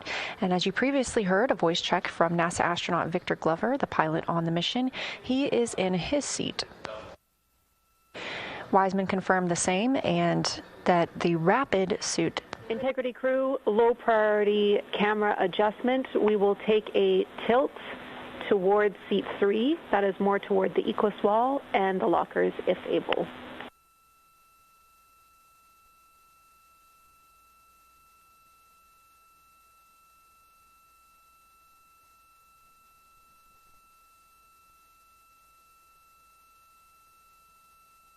Again, as part of this demonstration, 2 crew members were getting into their suits rapidly, and 2 were getting in at a regular pace. These are the suits the crew wears during a launch and re-entry, and they also could provide up to 6 days of a pressurized breathing environment if the crew needed them during a depressurization of the Orion spacecraft. We are taking advantage of this mission as a test flight to help us prepare for all future flights of astronauts aboard Orion. Mission elapsed time of Artemis II now 3 days, 22 hours, and 7 minutes.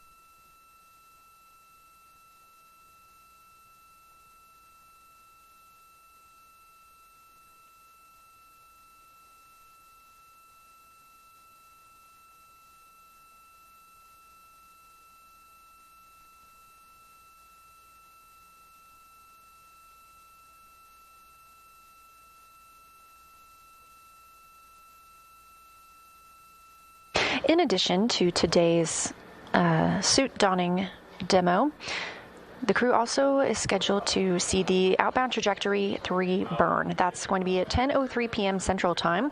Those outbound trajectory burns are refinements of their trajectory around the moon. We did cancel the OTC 1 and 2 burns. They were deemed not necessary by the teams here on the ground following the translunar injection burn that committed us to flying around the moon and then splashing down in the Pacific Ocean. We are planning to proceed with today's OTC 3 burn again, just to refine our trajectory ahead of lunar flyby tomorrow.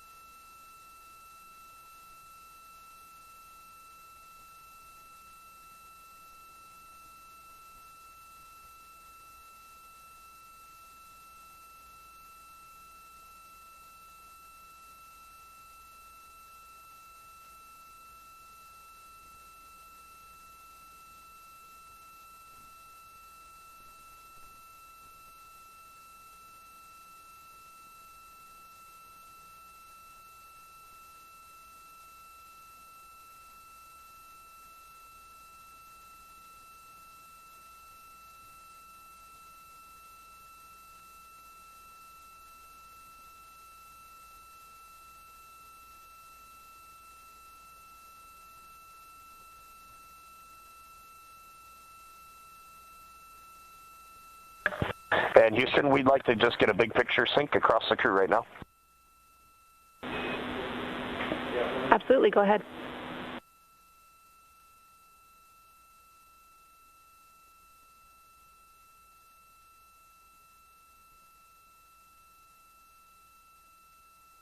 Let's just sync up so we know where we are. Ike and I are in seats 1 and 2. We are fully suited. We do not have umbilicals connected. And we are in suit on vehicle config step 5, and we are holding there.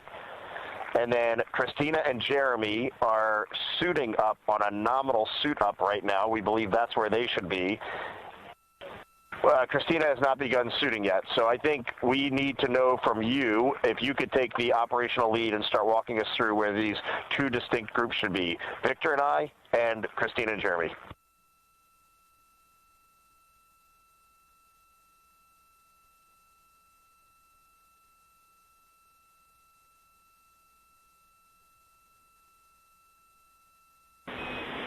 Copy, Integrity crew. You are all where we expected you to be. Jeremy and Christina can continue pressing with the nominal suit on, and we will have you and Victor pick up with commanding umbilicals to perform the first leak check with 2 crew members. And remember, I have a delta for you on the visors open vent path.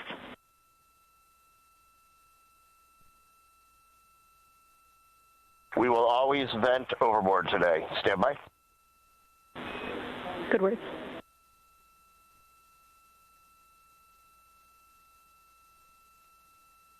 All right, Jenny, and just confirm that you want Ike and I to run 22.2.101 suit on vehicle config for the first 2 crew member leak check. We are not running this from the DFTO, and we will vent overboard.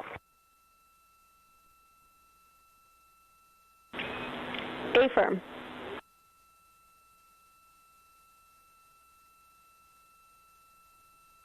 Okay, thank you.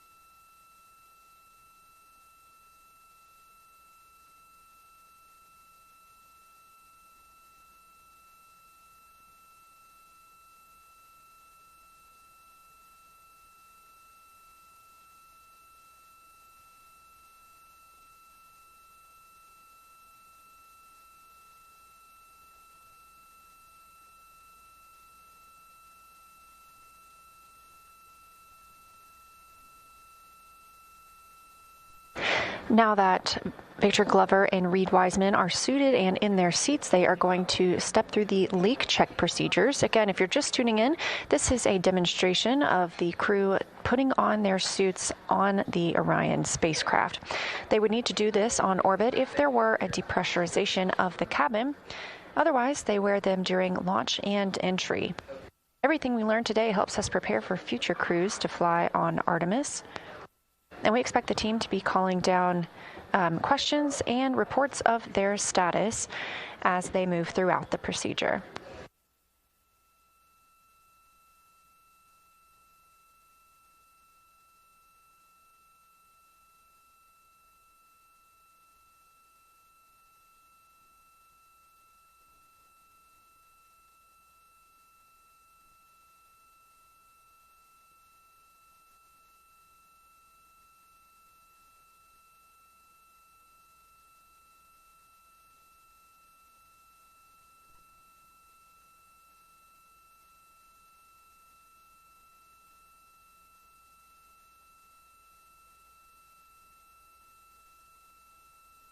With Reed Wiseman and Victor Glover suited and in their seats with leak checks beginning, Christina Cook and Jeremy Hansen, mission specialists for the mission, are continuing to put on their suits. Two crew members, obviously the commander and the pilot, were asked to put on their suits in a rapid fashion, while our mission specialists were instructed to put on their suits with a normal timeline.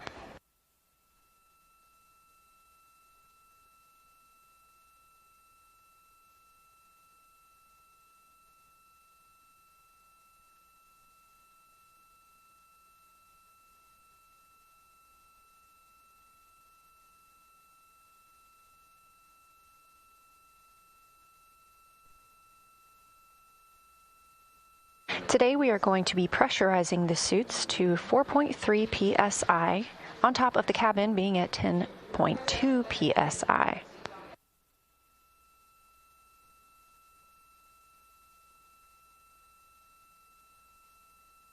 When the suits are pressurized, they do gain a little bit of volume.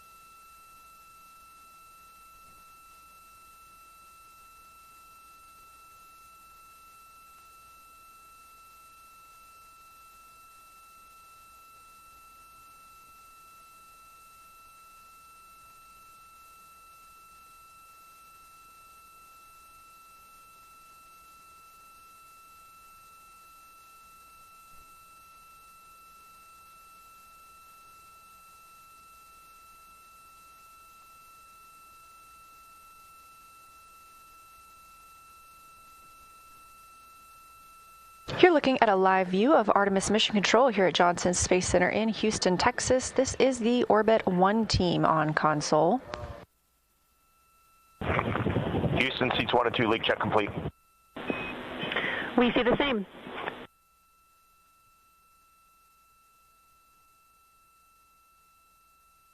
That voice, our capsule communicator for today, Jenny Gibbons, Canadian Space Agency astronaut, and Artemis II crew backup. To her right is Tess Caswell, fellow Capcom. Houston, just confirm for me and Victor, the next step is to go back to step 5 and suit on vehicle config and hold for seats 3 and 4. Affirm Reed, once Jeremy and Christina are suited, we will have them join you for the next leak check. Your procedure path is correct.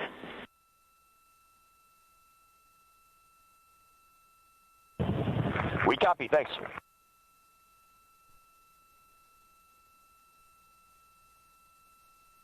Flight Director Jeff Radigan in red on your screen, leading the Orbit 1 team. Just heard communications from Commander Reed Wiseman aboard the Orion spacecraft, calling down that suit leak checks are complete for he and NASA astronaut Victor Glover, pilot of Artemis II. Meanwhile, aboard the Orion spacecraft, mission specialists Jeremy Hansen and Christina Cook continue to get suited ahead of getting in their seats for their own leak checks as part of this demonstration.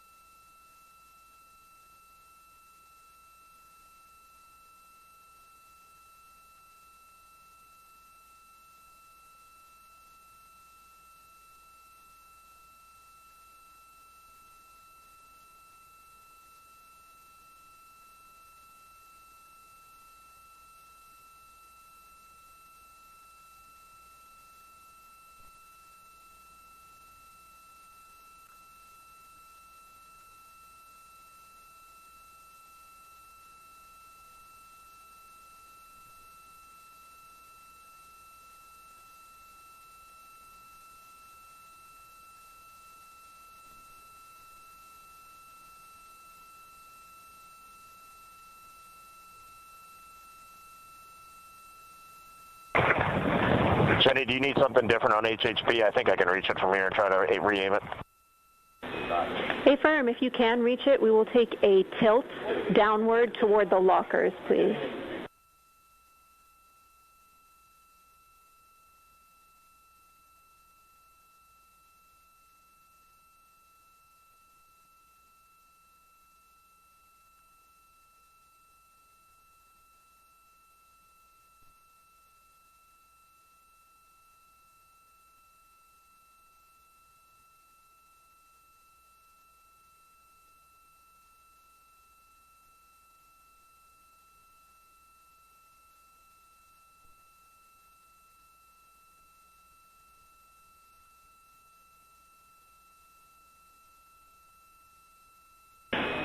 Reed, we like that view. Thank you.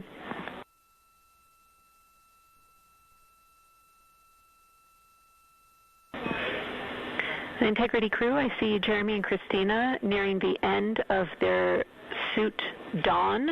I just want to remind you about the gas trap, which needs to be capped 5 minutes after the last crew member connects to cooling. Please let us know when that's complete.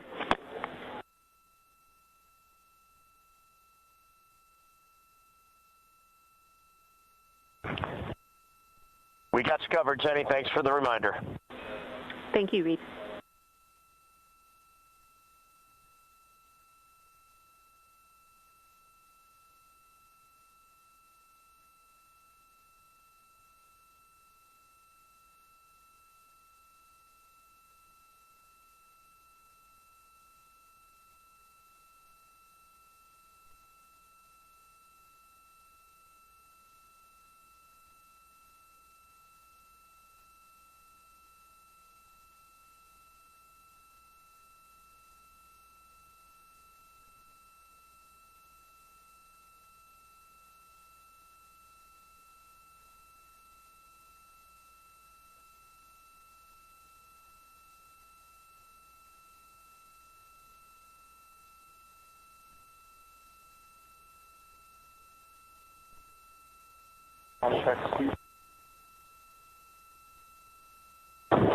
Houston, seat 4, comm check.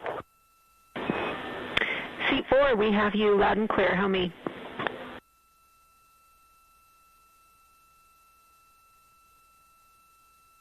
I have you the same.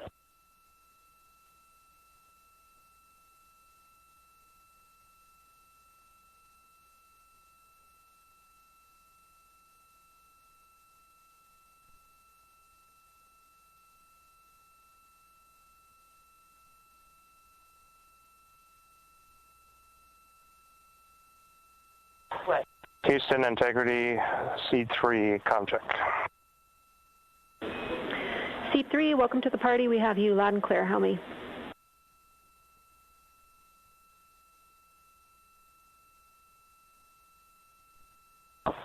Loud and clear, Jenny.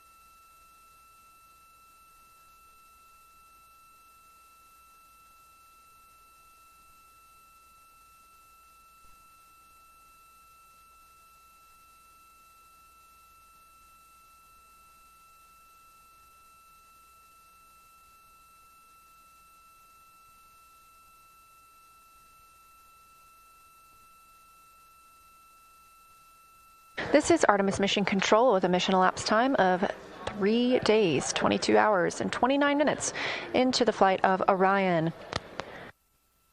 Currently, the crew members aboard the spacecraft are conducting the OX suit demo. That's Orion Crew Survival System. As you can see, they have put on their international orange suits. These are worn during launch as well as during re-entry, and they would be worn if needed during a cabin depressurization. So this test is to help teams understand how those procedures would need to go should we ever encounter such an event on this or future missions. We've had 4 good communications checks with the crew members now in their suits. Both Reed Wiseman and Victor Glover are in their seats as well. They were part of a rapid don, or quickly putting on their spacesuits, while mission specialists Christina Cook and Jeremy Hansen were instructed to put on their suits at a normal pace.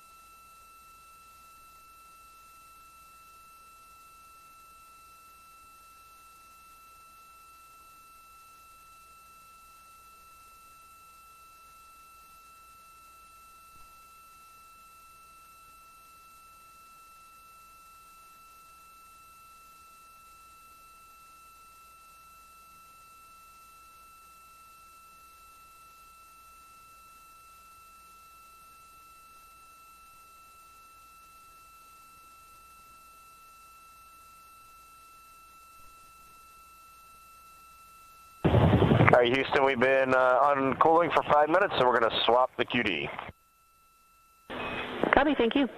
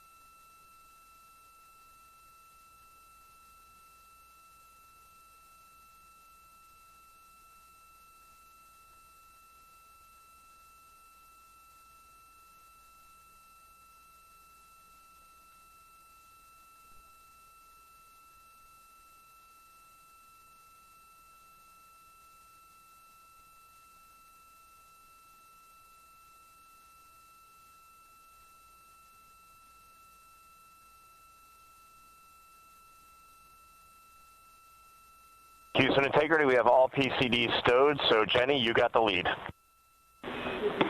Copy, all PCDs stowed. Once Jeremy and Christina are complete, we can ensure that their Cobra fittings are connected, and then we can move on to leak checks.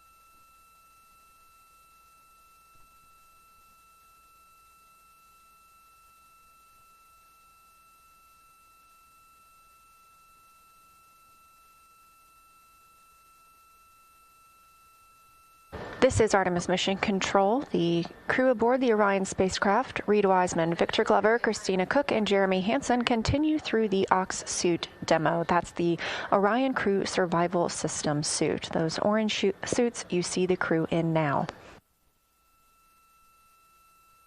Both Commander Reed Wiseman and pilot Victor Glover have ingressed or gotten into their seats. They have also performed comm checks and suit leak checks. Mission specialists Christina Cook and Jeremy Hansen donned or put on their suits in a normal speed, whereas our commander and pilot were asked to do so at a rapid speed. They have also completed communications checks.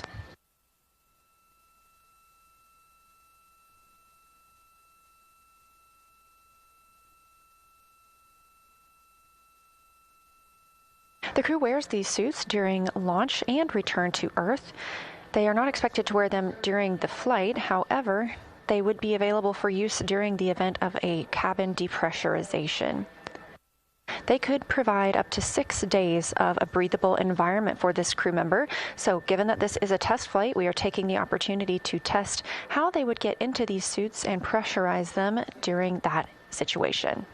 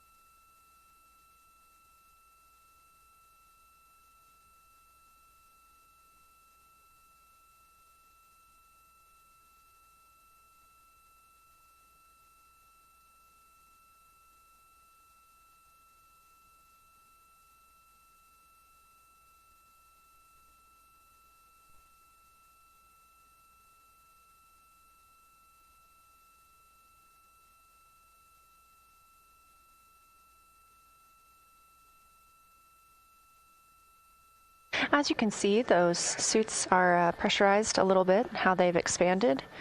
The crew is conducting leak checks aboard those suits right now.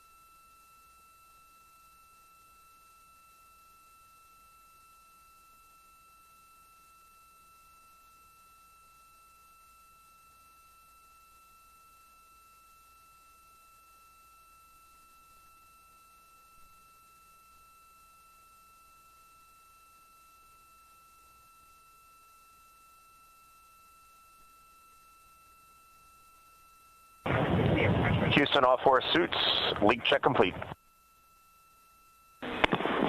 Copy, we see the same.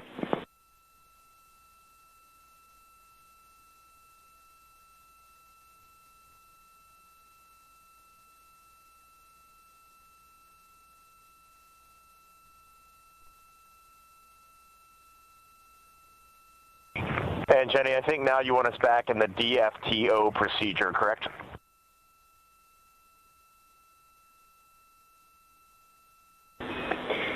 Affirm.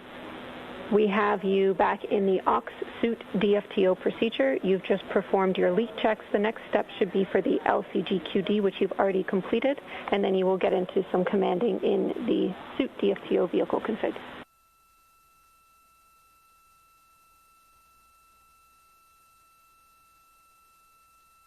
Yeah, what step in aux suit DFTO should we be in?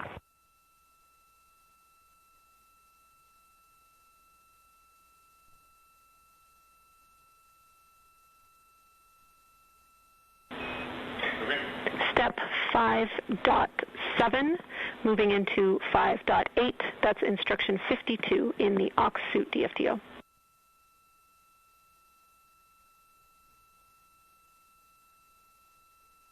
Okay, we're in 5.7. Copy. That's a good spot.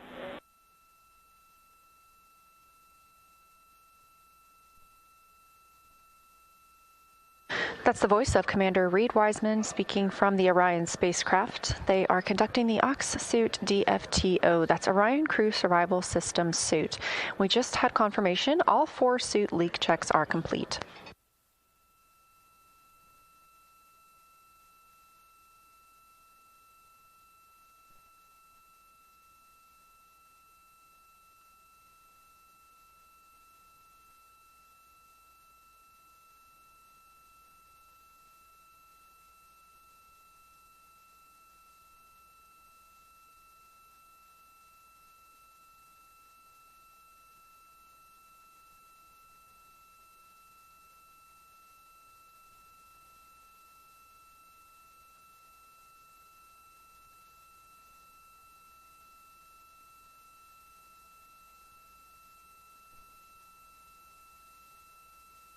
All right, Jenny, we are in 5.8. We're going to 22.2.199, steps 1 through 12. That's the right place to go. Thank you.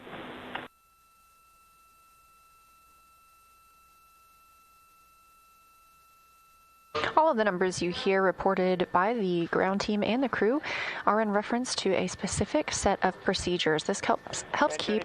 Before we start pressurizing, I don't have any awareness of timeline and next steps. So before we go visors down and pressurize, why don't we get a quick crew sync? Copy. Stand by 1.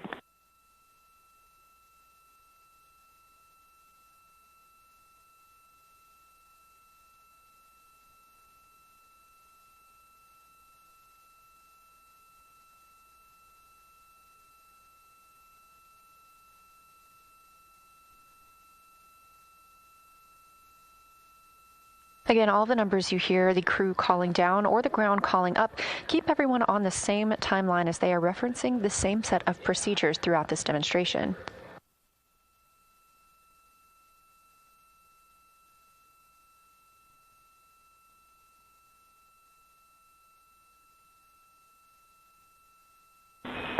And Integrity crew, we are still talking about what objectives we are going to complete with a shortened timeline.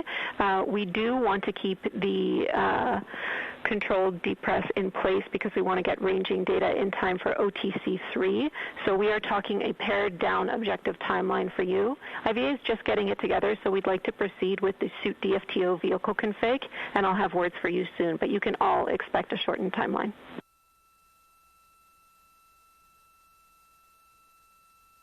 Okay, we're getting into 22.2.199. Copy and concur.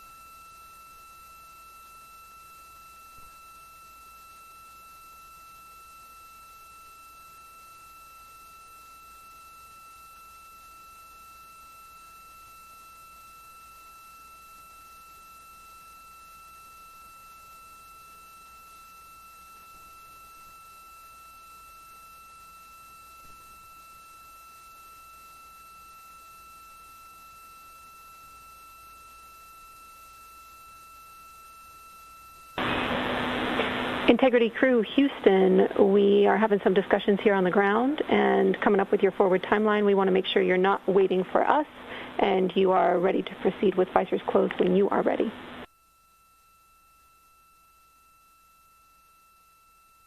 Yep, Bay Firm, we're just troubleshooting one thing and then we'll be ready. Copy. Sounds great to us. Thank you.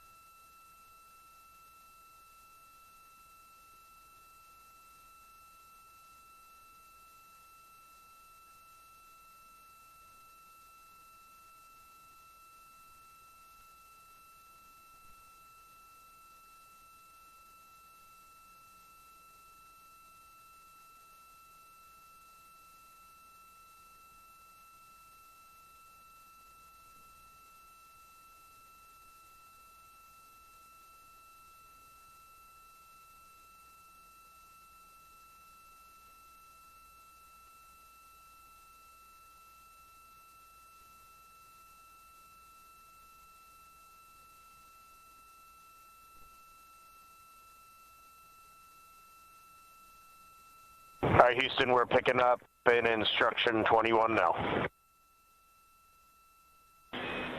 We copy.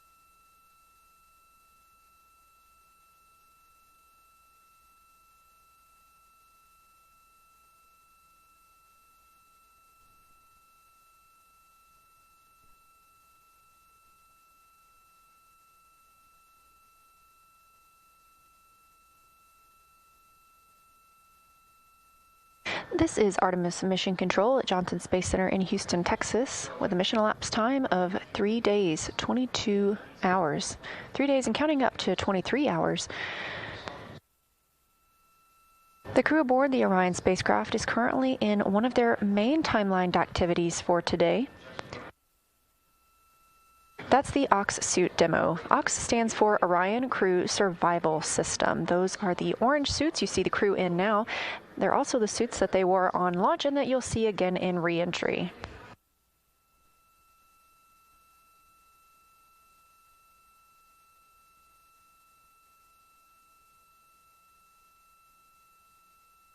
All 4 crew members are now in their suits and have completed suit comm check and leak checks. Next up, we will be pressurizing the suits. We are going to pressurize those to 4.3 psi. Again, this is all in support of future missions to the moon. These suits could be worn. All right, Jenny, we're in the purge. How's everything looking on your end? It's looking great. Continue.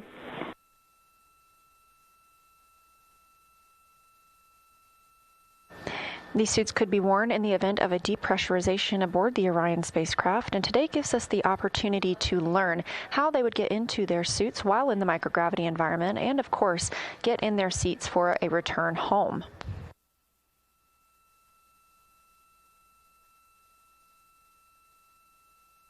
Also on the timeline for today is the OTC-3 burn. We expect that around 10:03 p.m. Central Time today. This is a small burn with the reaction control system thrusters on the spacecraft, and OTC stands for Outbound Trajectory Correction. We schedule these throughout the mission in case we need to refine our path around the moon and on the way back home. We canceled the first 2 outbound trajectory correction burns, deeming them not necessary ahead of today. We are going to keep the OTC-3 burn on the timeline for this afternoon, ahead of tomorrow's lunar flyby.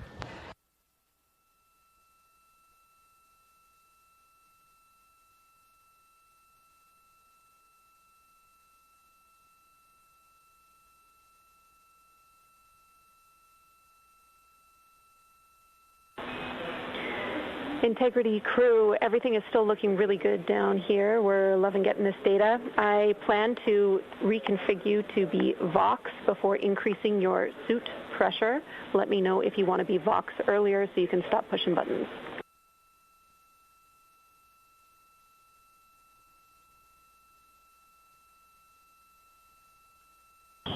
We'll continue in this mode for now until the pressure goes up. Copy. We'll let you know when that's about to happen and when we do a reconfig of your Vox.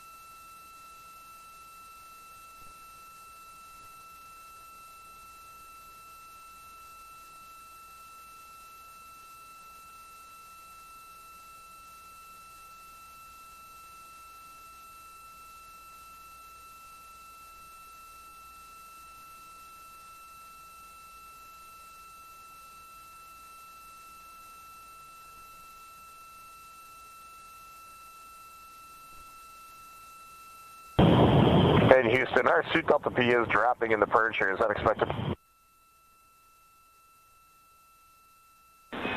Checking.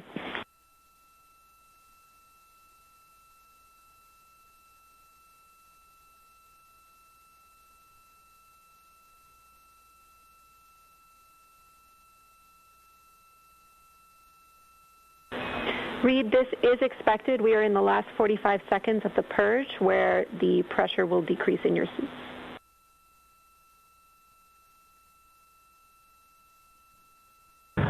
Okay, we're in finishing up 3.2 now, moving to step 4. Copy, we see you there.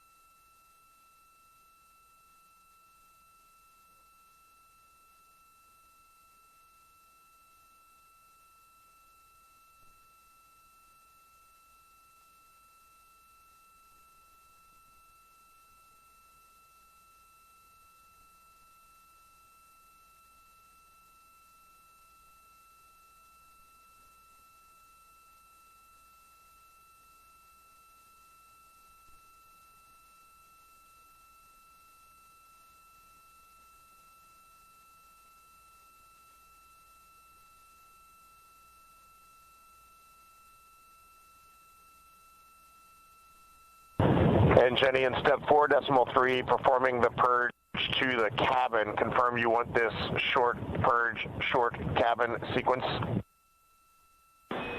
Affirm.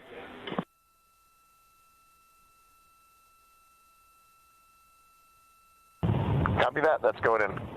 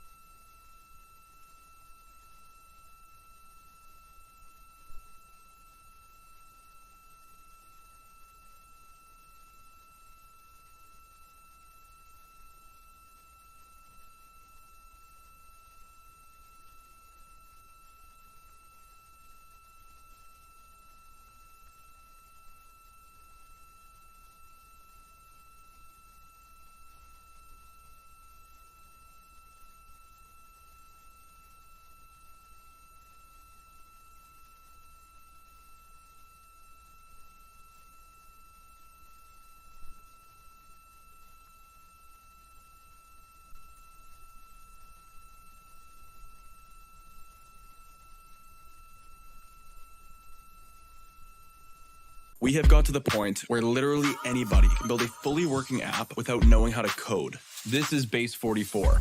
This is a first look at the current industry-leading AI app builder, and you wouldn't believe the kind of apps that people are creating. Smart nutrition apps, inventory trackers, onboarding tools, you name it. And if the only thing stopping me from making the app is the idea, then why not build an app that gives me endless app ideas? So let's make it. Pro tip, I draft the full app spec in ChatGPT, and then I drop the prompt directly into Base 44. It gives me super detailed structure. And here it is. Everything I laid out in detail as it goes. This is pretty awesome, but I want to make it playful. So I'm going to add a swipe left and swipe right interface. The same usability we all know.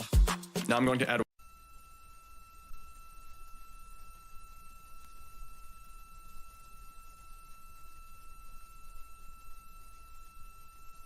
We have got to the point where literally anybody can build a fully working app without knowing how to code. This is Base 44.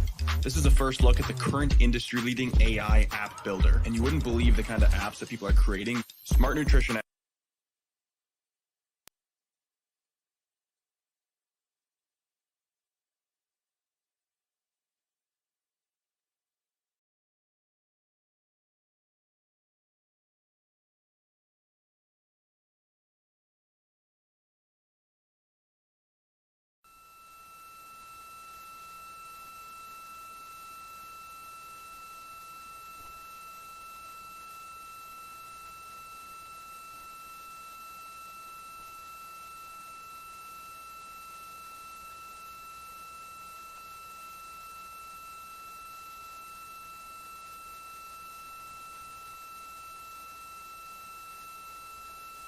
Houston, we're in 4.6, checking with you prior to proceeding.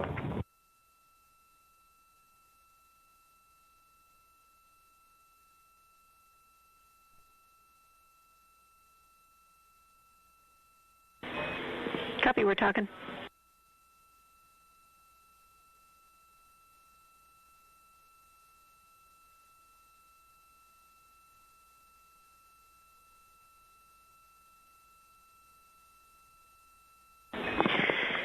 And Integrity, we need a minute or two here to talk the forward plan. We expect to just take a couple minutes more, but I'll be back with you shortly. Let's sit tight for now, please.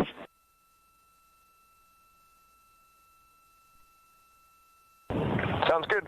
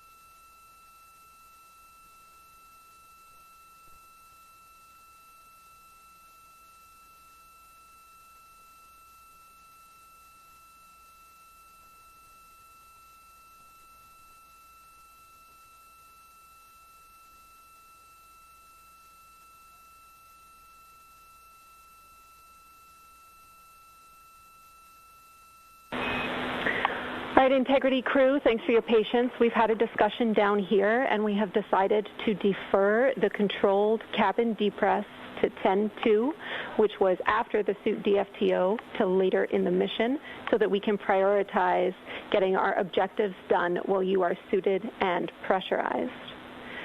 When you are ready, we plan to take you to Vox before proceeding with the next step. And I want to let you know that when you're uncomfortable commanding, please let us know and we will take over, else we expect to take over by step 10 in this procedure.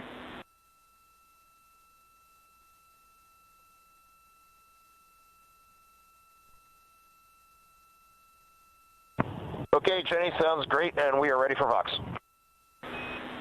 Copy. We will put Vox in work.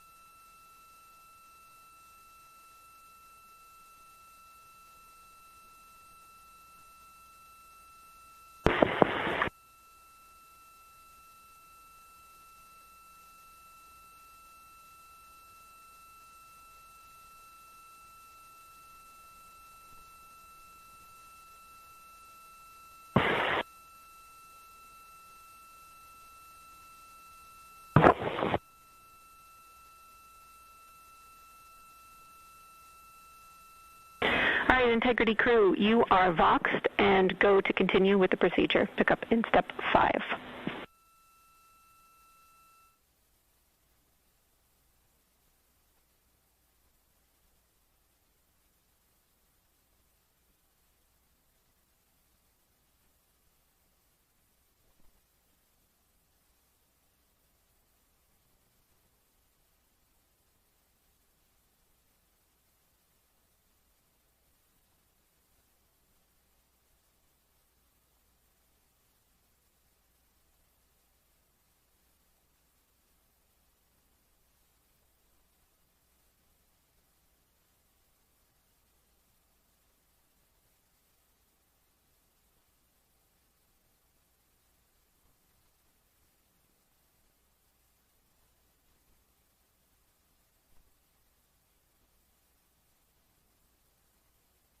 This is Artemis Mission Control at Johnson Space Center in Houston, Texas.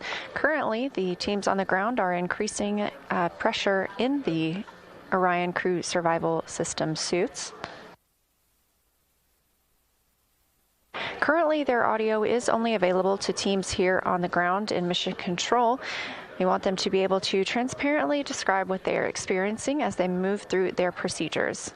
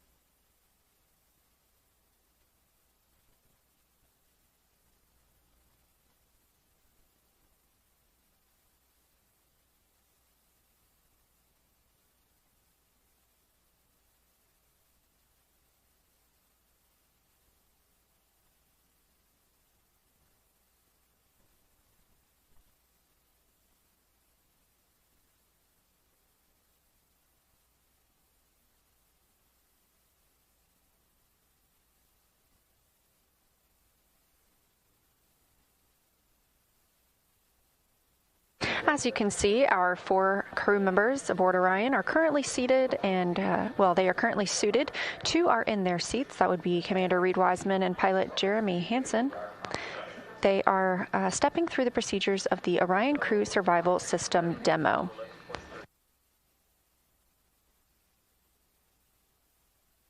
This is to test how the suits would perform if we were in a depressurization event and the crew needed to get into their suits in order to have a breathable environment.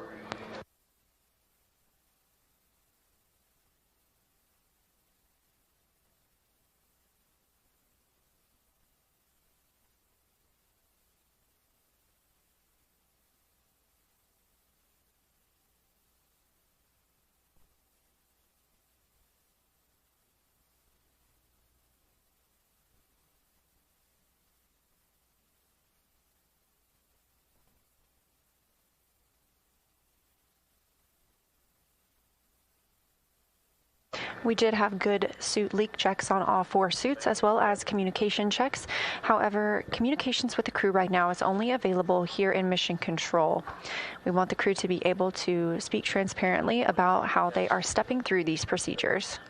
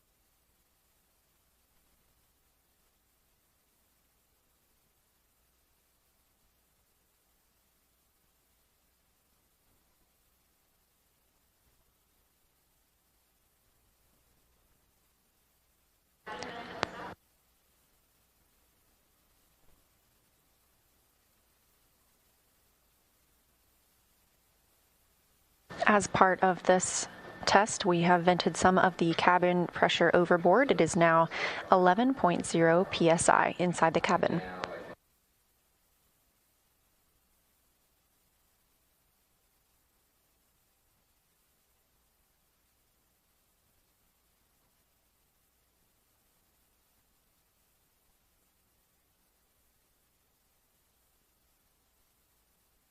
Currently, the cabin is pressurized at 11.1 psi, and the suits are at 3.8 psi.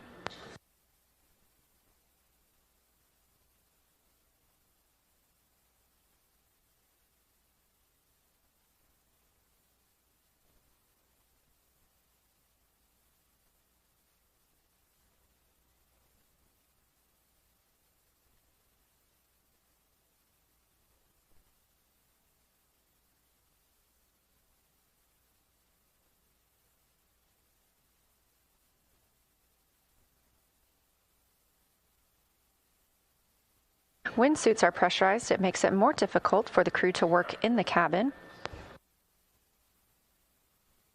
Therefore, they agreed that the ground is able to take over commanding in the spacecraft.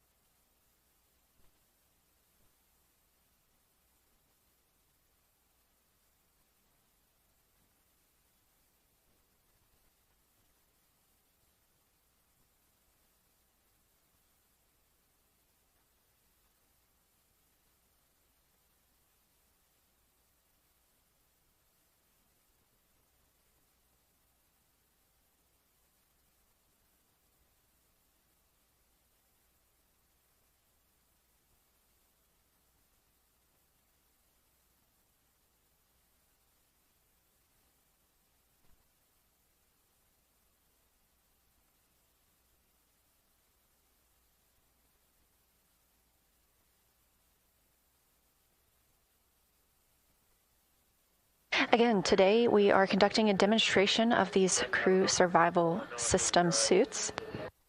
Now that the suits are pressurized, it can be more difficult for the astronauts to maneuver about the cabin. They are obviously also connected to umbilicals, which make another hurdle into moving around the spacecraft.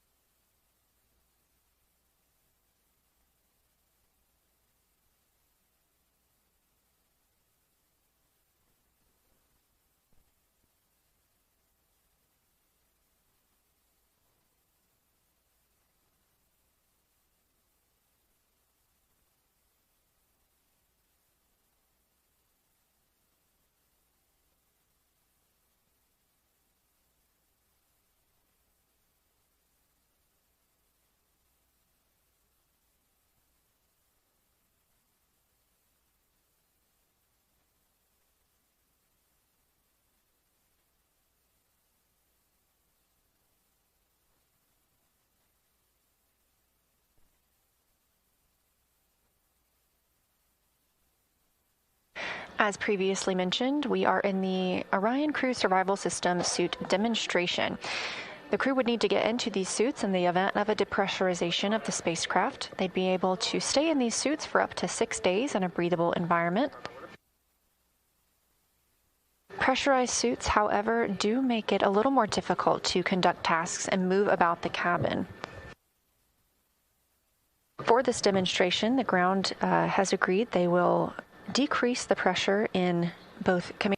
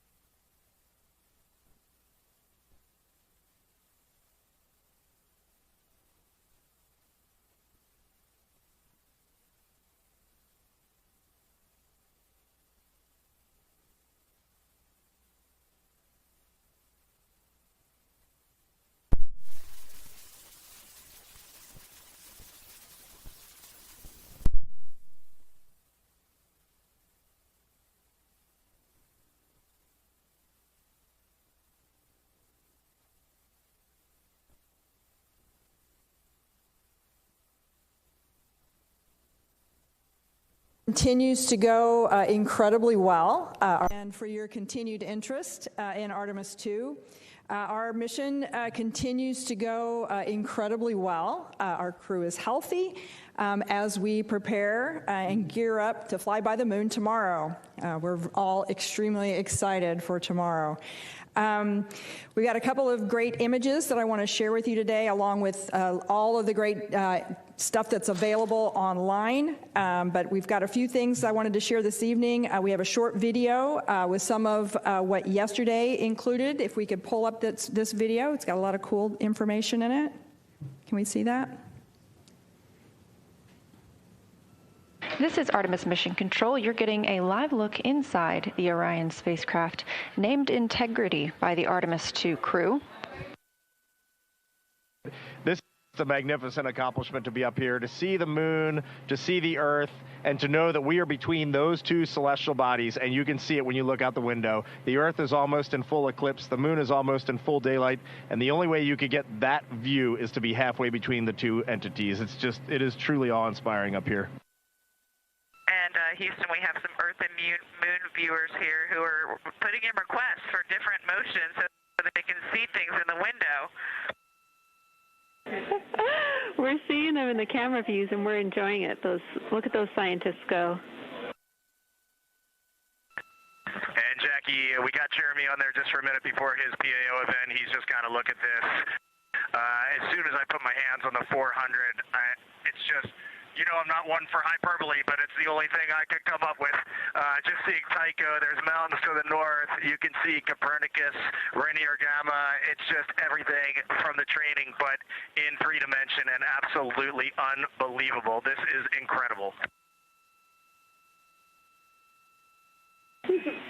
Copy, Moonjoy. And Houston, I can tell you that Christina now has the 400 millimeter, and she also is the queen of hyperbole. It's incredible. Wow. Copy, Christina doing her best Reed impression at the window.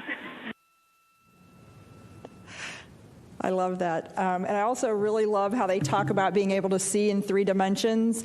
Just helps remind us all that what we can do with our amazing human eyes is be able to see in stereo vision and get that depth perception. It's just wonderful to hear them talking through what their observations are. And I'm sure you'll hear from Kelsey about how well they've learned all their training, being able to tell us exactly the features they're looking at.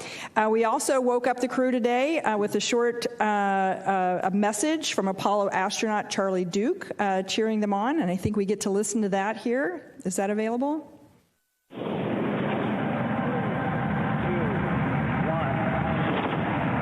Hello, Reed, Victor, Christina, and Jeremy.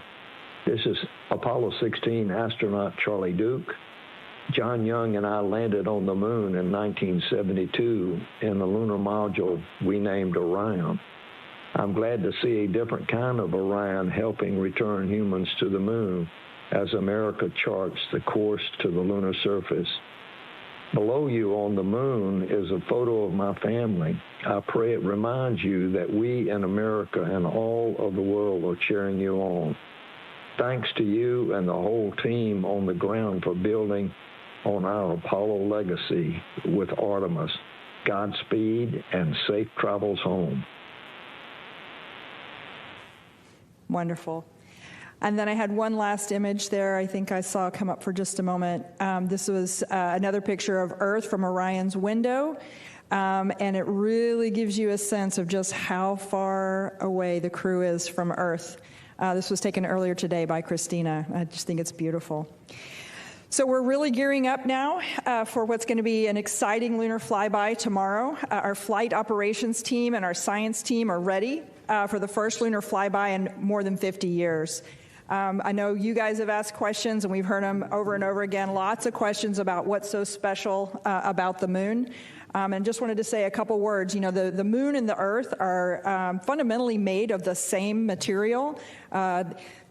You know, in the way back, the Earth, the former proto-Earth, was hit by a Mars-sized object, a massive collision that left lots of debris out in space that then coalesced into what is now Earth and Moon. So our whole Earth-Moon system literally is made up of the same materials. And so although Earth has gone through lots of evolution with plate tectonics and weathering, you know, the Moon has been there as a witness plate to see everything that's happened over the 4.5 billion years that we've been around. So very cool. So we're really excited to fly by and get to take these observations. Particularly having humans on board really complements the robotic exploration that goes on from NASA. They're definitely not mutually exclusive. We're working together hand in hand to grow our knowledge of what we know about the Earth and Moon system. There's a lot of science on this mission, not just the observations that you hear about from Kelsey, but our human health studies, such as the Avatar experiment that's being carried on board. All of these human health experiments are informing how we can keep our crews healthy on the longer missions that are coming up in the future. This mission is also the first opportunity we have for our science and engineering teams to work together in real time while our crew is at the moon. And I think this is another key piece of the science that we're doing on this mission is not just the observations, but learning how to work together between our flight operations and our science evaluation room and the crew. This is a really good example and a good test case to work through some of those things that we're going to need absolutely critically when we send our crew to the surface of the moon. It will also inform how we operate on the moon's surface during our future Artemis missions, and a great example of how everything that we're learning on this mission is going to feed forward to our longer-term presence on the moon. So with that, I'm going to pass it over to Rick. Thank you, Lori. Wanted to open by wishing everyone a happy Easter, and on behalf of the flight operations team, thanks again for your continued interest in our mission. Yesterday, the flight crew finished up their day with a manual piloting activity where they took the spacecraft into 6 degrees of freedom, 3 degrees of freedom, and then we purposely deselected a few thrusters to characterize the performance of the spacecraft with some thrusters disabled.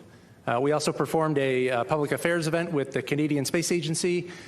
We had a couple of routine medical conferences.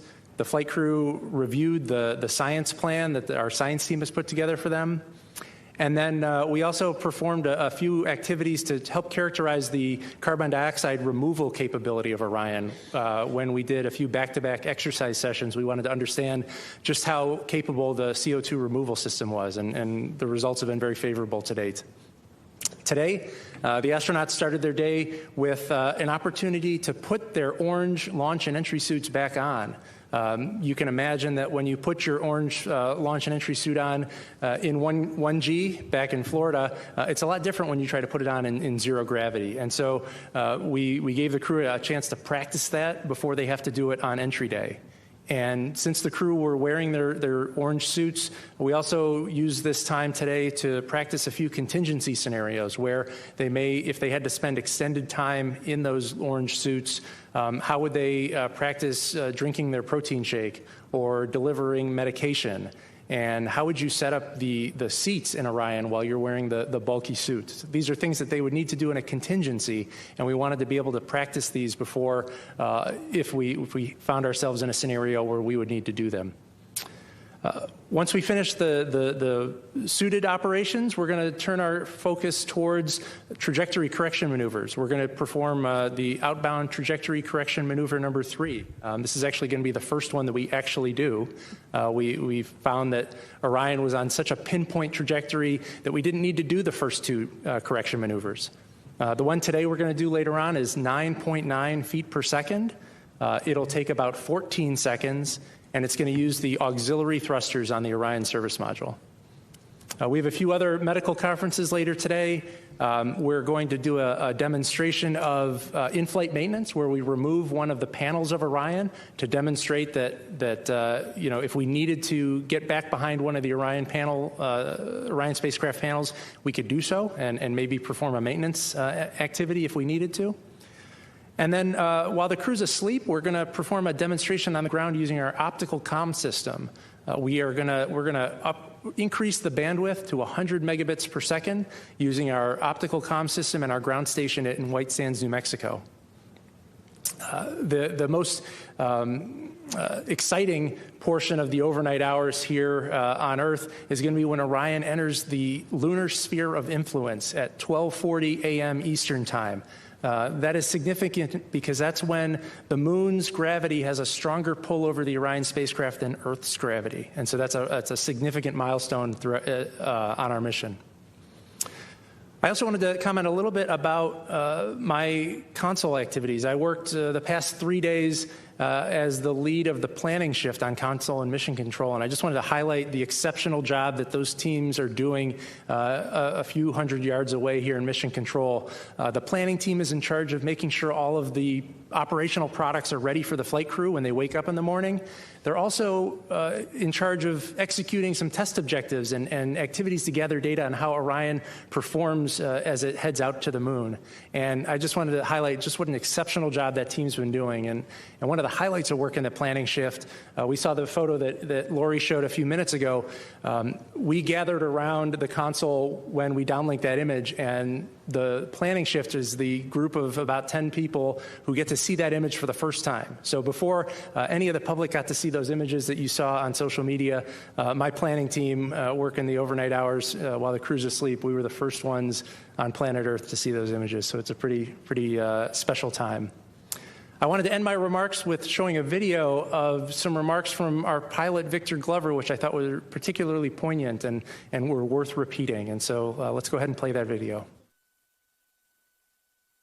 In all of this emptiness, this is a whole bunch of nothing, this thing we call the universe. You have this oasis, this beautiful place that we get to exist together.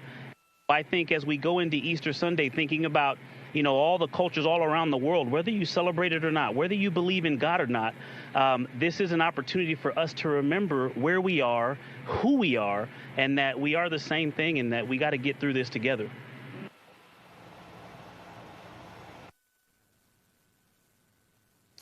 All right, and that is the conclusion of my remarks. I'll hand over to our lead science officer, Kelsey Young. Hard act to follow, both Rick and Victor. I will say, you know, I think the copy Moonjoy is going to be like my new motto, copy Moonjoy. Speaking of which, we are coming up on the flyby tomorrow. We're getting really, really excited to hear the crew observations. We've heard some observations, Lori highlighted them, from when the moon was much smaller out the window than it's going to be tomorrow. And even those observations had a lot of science value that's already got our lunar science team churning in the background. So really excited for several straight hours of those tomorrow, and I'll talk today about what that's going to look like. In the last 24 hours since I was last here, our lunar science team completed the lunar targeting plan, which is essentially the plan, the piece of software that the crew will follow during the several-hour flyby. If you could actually bring up the screenshot of that lunar targeting plan. This is what's going to guide the crew's observations during the flyby. It is just a guide. They are the field scientists, and they are encouraged to go off book if what they're seeing in front of them really compels them. We've even built in targets specifically for crew choice, where they can really image what pops out to them. And so what you see here is what the crew will be looking at for the entirety of the flyby tomorrow.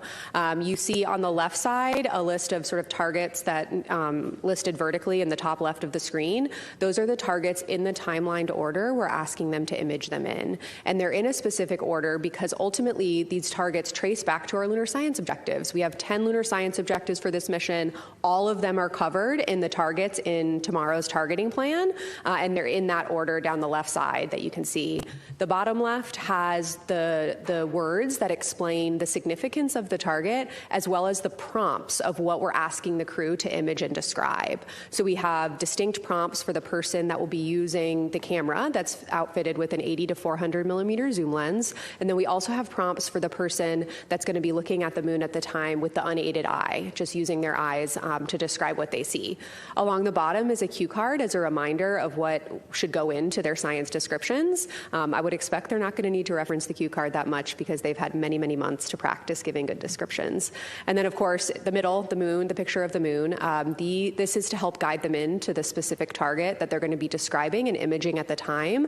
You see specific labels called out to help them, provide geographic references for their descriptions. And you also see the previous target and the next target highlighted in different colors. So this is the piece of software that the crew will be looking at. And if you go to the next picture, Rick referenced yesterday that one of the activities that the crew did yesterday was to review that plan. And we just totally oohed and awed in the science evaluation room when we saw them studying in Orion. So there is Victor Glover studying the lunar targeting plan on his tablet, his crew tablet. All 4 crew had time to study that yesterday, and they'll also have a little bit of time to review it tomorrow morning. Got some questions yesterday on how the crew trained, so I just wanted to show a couple images to highlight that. So the first image is actually when they got the flight-like hardware, the 2 Nikon cameras that will form the basis of the bulk of their flyby tomorrow. And we actually put visualizations of the moon at the right distance away from them in a facility over in Building 36 here at the Johnson Space Center, and actually had them practice giving descriptions and taking pictures. We actually did that several times with them. And if you go to the next chart, we also put them in and near the Orion mock-up, the medium fidelity mock-up we have here at the Space Vehicle mock-up facility here at the Johnson Space Center, and actually had them get inside of Orion and actually look out the window at a giant inflatable moon globe we hung from the ceiling, so they could practice that physical choreography they needed to inside of Orion before their flyby. And so the last thing that I'll end with is actually showing a video that I showed yesterday. So if you could play that. This is tomorrow's flyby in 60 seconds. So what tomorrow will look like is a roughly 5-hour period where the crew will be observing the illuminated surface of the moon. In response to the question I got yesterday, the 2 Apollo sites they'll be able to see here at the beginning are the Apollo 12 and 14 landing sites. As they progress through the several-hour period where the moon is illuminated, they'll continue to work through that targeting plan. Again, each target is based on our lunar science objectives, and they'll be able to see how the moon is changing throughout their time observing it. They, of course, will have a period that you can find the exact timing on NASA's websites, and we have it here as well, where there's a loss of signal after Earth disappears from view and before it reappears in Earthrise on the other side. They'll continue their science observations during that time. Then, of course, about an hour later, we have this really unique opportunity to observe an eclipse from the vantage point of Orion, where the sun disappears behind the moon from the vantage point of the Integrity crew, and they'll be able to observe the solar corona, but right around sunset and sunrise. They'll also be able to take pictures of several planets that will be visible in view. That includes Earth, of course, Mercury, Venus, Mars, and Saturn. They'll also be able to look for potential Earth shine effects, which is literally the illuminated Earth shedding glow onto the near side of the moon. We've got a jam-packed plan for them tomorrow, and it ultimately all traces to our science objectives. Thanks. All right, we'll now take questions. We'll begin here in the room. We'll also take some from the phone. A reminder, you can press *1 to get into the question queue. Please limit your question to 1 at a time, and let's wait for the mic to come around. We can start here with Jackie. Hi, Jackie Waddle, CNN. Question for Kelsey. I understand during the flyby they're going to be focused on that Oriental Basin, but we've also heard about the importance of these precursor missions to a landing about scouting possible landing locations. And I know that, the overarching premise here is to establish a base on the South Pole. Can you talk a little bit about what the crew will be looking for in terms of gathering data for those long-term goals? Absolutely. So that is one of our science objectives, actually, is past and future landing sites. And so, like I said, they'll be able to see, in terms of past landing sites, Apollo 12 and 14. They'll also be able to, kind of on their transit from near side to far side, be able to see Reiner Gamma. That's a target in their lunar targeting plan. That's a really exciting sort of lunar science unknown, a big question that's actually driving Eclipse landed mission there, where we'll actually land scientific instruments on the surface to evaluate this really unique feature. And then moving to the far side, of course, we are going to have eyes on the South Polar region. Because of the illumination that they'll experience tomorrow, they'll only be able to see kind of the edge of the South Polar region in the South Pole Aitken Basin, but it will be a target for them to observe what they can see along the Terminator. Okay, Tarek, go ahead. Thank you, Tarek Malik with Space.com, also for Dr. Young.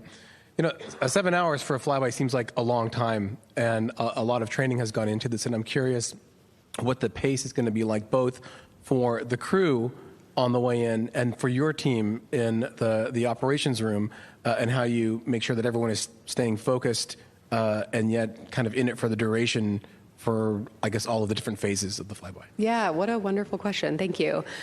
So we actually did work on that kind of choreography and mental loading with the crew. And so we initially, months ago, started with targets at a cadence of only 5 or 6 minutes. That was pretty fast. And it didn't really allow them time to kind of like settle into the observation. What we've already seen from their observations so far in flight is that the longer they look at the moon, the more their eyes adjust and the more they're able to discern. So we wanted to allow time per target for them to settle into that observation, because ultimately that's going to deliver the most science. So the quickest time per target tomorrow will be roughly 8 minutes, and some of the targets, which are kind of crew discussion focused, are longer, on the order of 20 minutes. They also, how the sort of flyby choreography will work is, for that first 5-hour period, they will work in pairs. So Reed and Jeremy will observe first, while Victor and Christina are doing other tasks and also helping the pair at the forward windows. And then just over an hour later, they'll swap. And so in that way, they kind of can keep fresh with what they're doing. In the middle of each block, so when Reed and Jeremy are at windows 2 and 3 observing the moon, they'll actually swap who is doing the imaging and who is doing the unaided eye descriptions. So they're really able, in this first big 5-hour chunk, to really mix it up and work through the targets kind of one by one. I will say, our science officer team did practice it as well for that number of hours, with the representative target length. So we really got a sense for kind of what they're going to be experiencing. And then they do have kind of an hour break in the middle where the vehicle actually points back to its bias tail to sun attitude before pivoting back for the eclipse. So it's kind of like a little lunar science mental break. I also want to highlight something Lori said earlier, which is that, we have lunar science objectives we want to tackle with this mission, but this is the first mission, right? And we really want to learn about the choreography of all of this, between the ground team supporting all the way up to the crew. And when we think about surface missions with EVAs, with science objectives, we really do need to get used to this sort of mental loading and how we're able to support the crew and not, overburden them while still maximizing science. So I'm really excited about kind of this length of time that is relevant for hopeful future exploration and what we're able to learn there. And then the last part of your question about the science team, thanks for asking. The lunar science team will be in the science evaluation room. I know that the live broadcast tomorrow will flash to them occasionally throughout the broadcast. You're going to see some very excited scientists. They're going to be absolutely buzzing up there. And what they're going to be doing is monitoring the crew, of course. The crew will be giving several descriptions an hour, roughly 3 to 4 lunar descriptions an hour, and the science team will get to work right away, kind of synthesizing those, and then we'll actually downlink the rest of the descriptions overnight in advance of a crew conference we'll have the following morning to, again, continue the science discussion. And so the lunar science team is going to be both really excited and then also trying to keep track of the science through those, what we call science sit reps. Okay, Gina. Gina Sinceri, CBS News. We know the crew is shooting a film camera. When that film comes back, where is it processed, and how will you be able to turn those images around?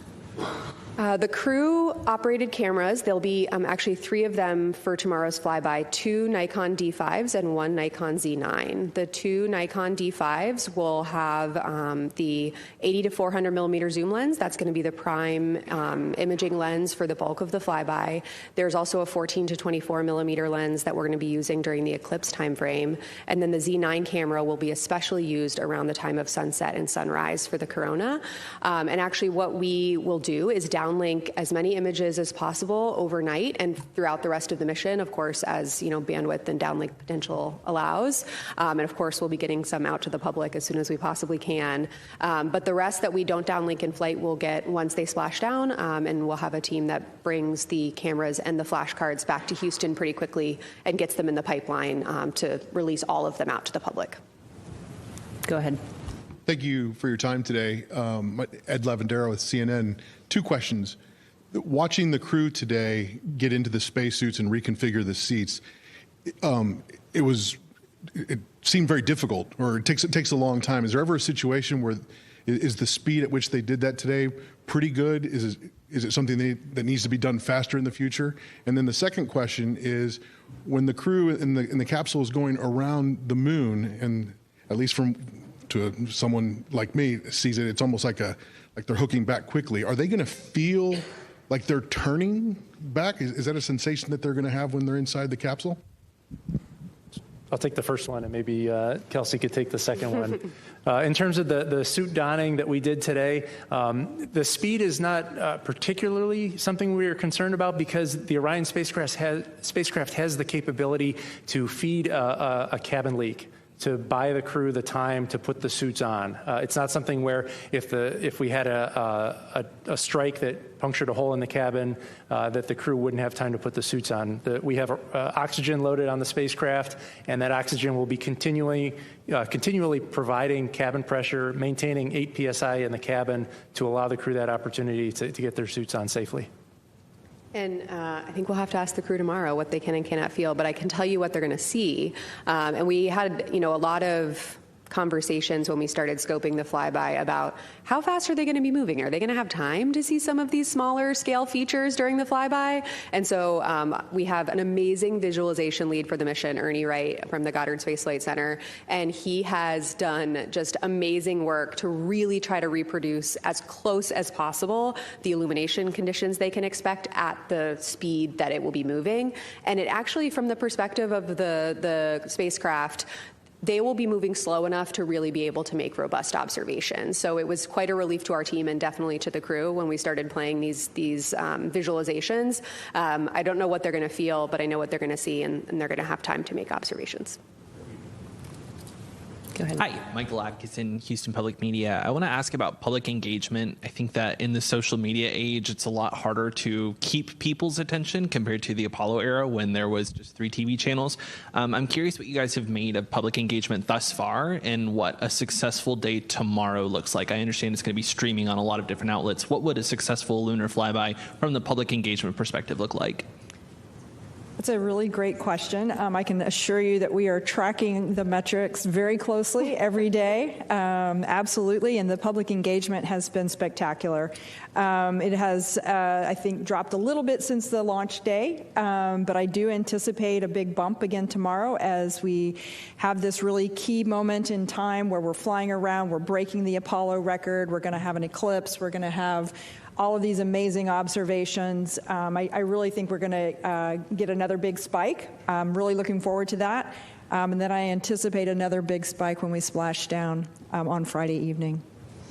Yeah, I might add to that too that, first of all, I might turn the question back around on all of you and say that, our public engagement team has done such an amazing job to package messaging about this mission, and specifically the lunar science engagement team has been working for months and months and months to make sure that the public has access to the information about the moon.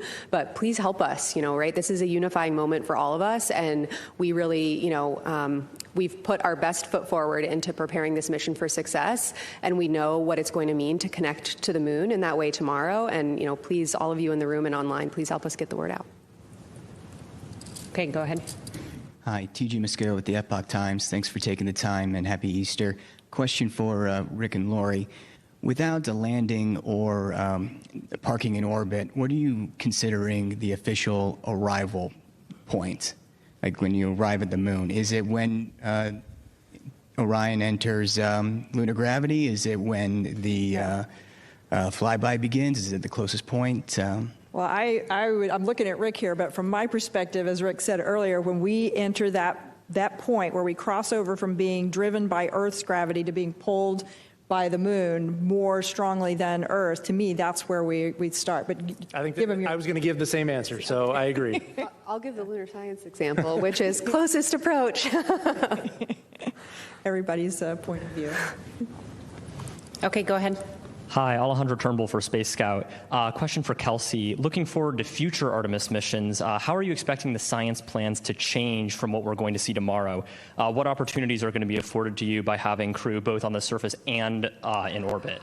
Oh my gosh, great question. We're learning a lot about the flyby and orbital observations piece of Artemis missions from Artemis II, and we're looking forward to learning more with Artemis III, right? But looking to the future, when we do have crew on the surface and crew in orbit, of course, those sort of concurrent observations hold a lot of value. Different vantage points tell you something different scientifically, and having that sort of orbital view from Orion, from an orbiting spacecraft, around the time when the crew is on the surface does enable these really important contextual observations, especially that orbiting crew that's going to be farther away is really going to be able to say, these geologic processes influence the landing area, and that's going to help us tell the story of the science of the mission and ultimately could impact what type of samples we're asking future crews to collect. And for the payloads that we deploy on the surface, let's provide that landing site contextually in where they landed on the moon. A lot of science value to be gained both from surface science and from concurrent observations. Okay, let's take one from Ken, and then we'll go to the phone for a few. Hi, Ken Chang from New York Times. A couple questions for Kelsey following up. So you said they're going very quickly over the far side. Do you know what the maximum speed is relative to the surface? And just sort of following up on what you all will be doing down here. I remember a media tour last fall, you had this wonderful table that you'd be seeing, having interactive. Will you be giving feedback to the astronauts or follow-up questions, or you don't want to interrupt them what they're doing? Great question. Do you know I don't know the rate. We do not. We'd have to check on that and get back to you. We'll get back to you. Yeah. Yes, the science evaluation room is a really exciting room.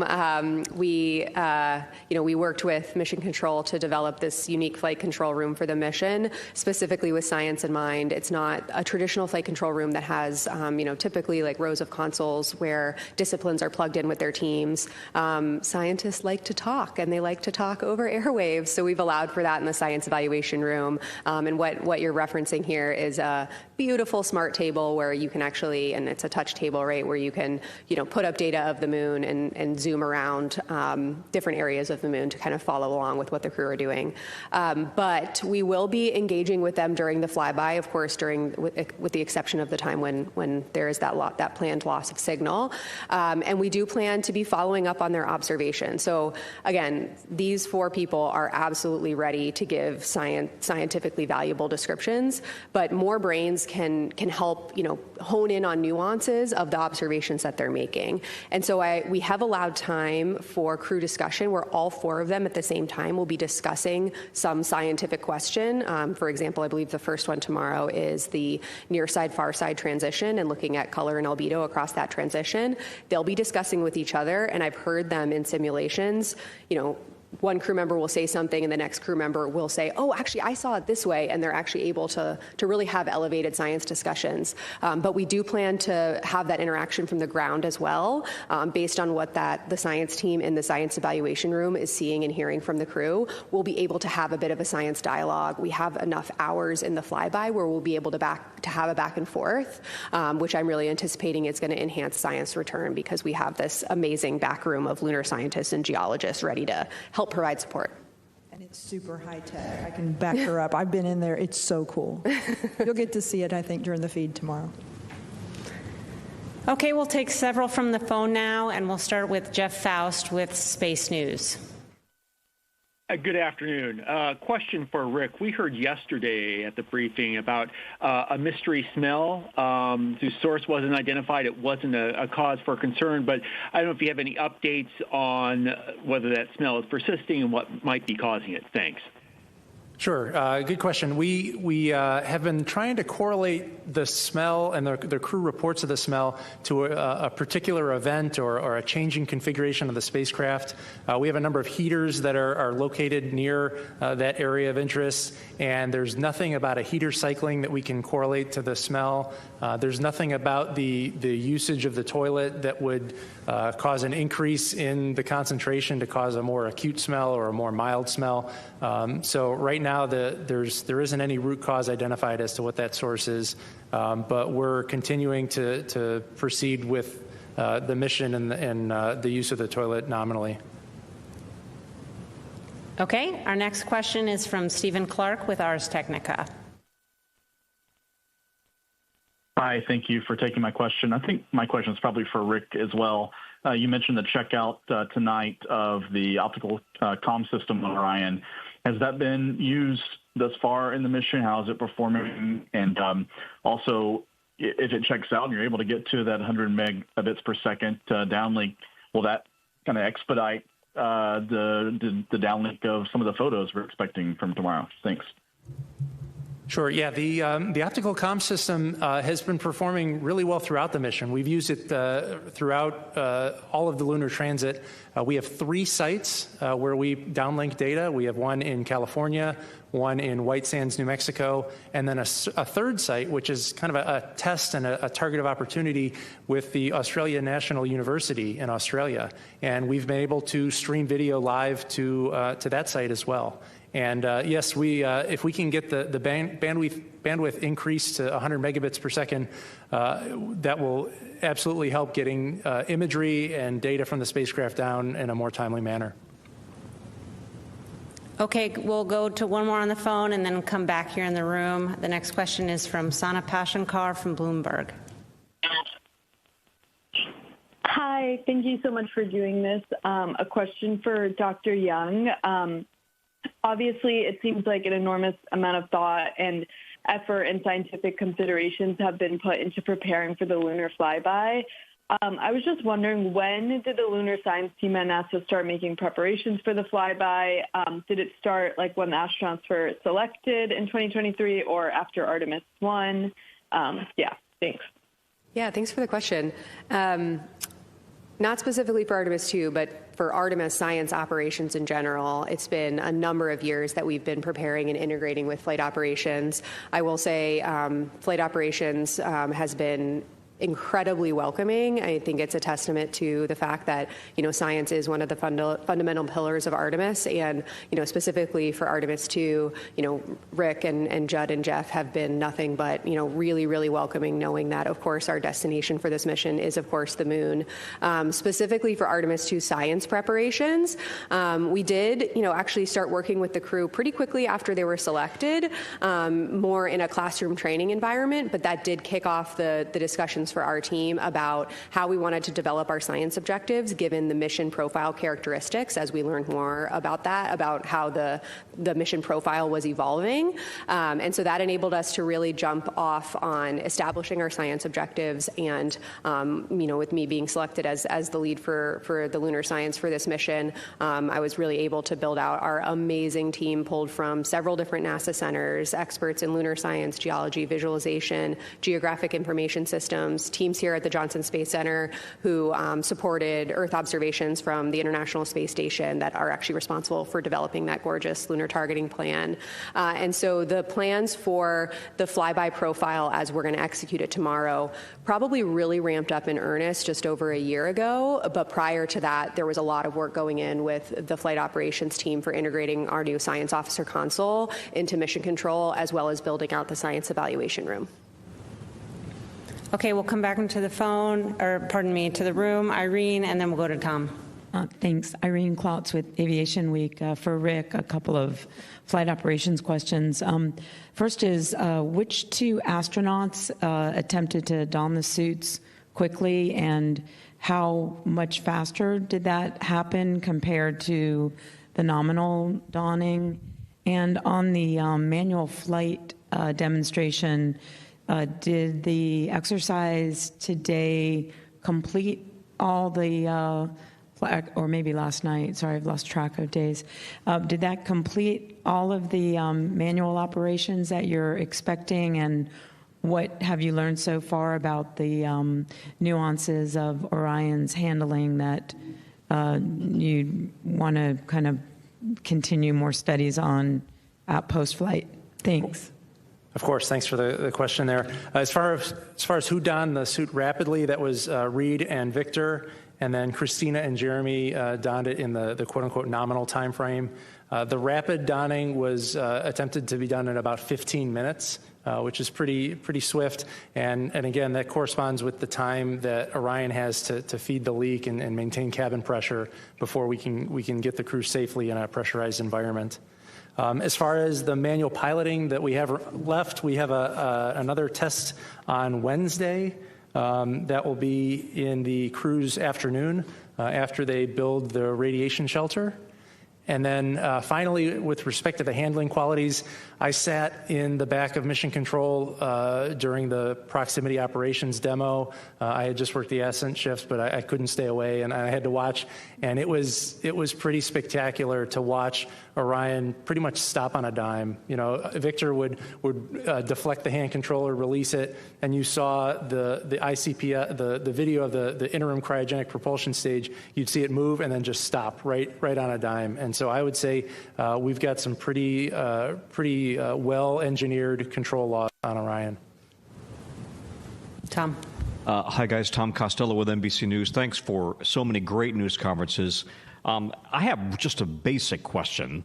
I don't have a PhD in rocket science. Can you explain for the audience how it is that when it goes into the moon's gravitational pull, and then when you come around the other side, the Earth's gravitational pull can take over or becomes stronger? You help me understand that, and that would be great. And then second of all, can I just confirm with you the photographic number of targets you have, and how many photos you expect to take? Sorry if I missed that.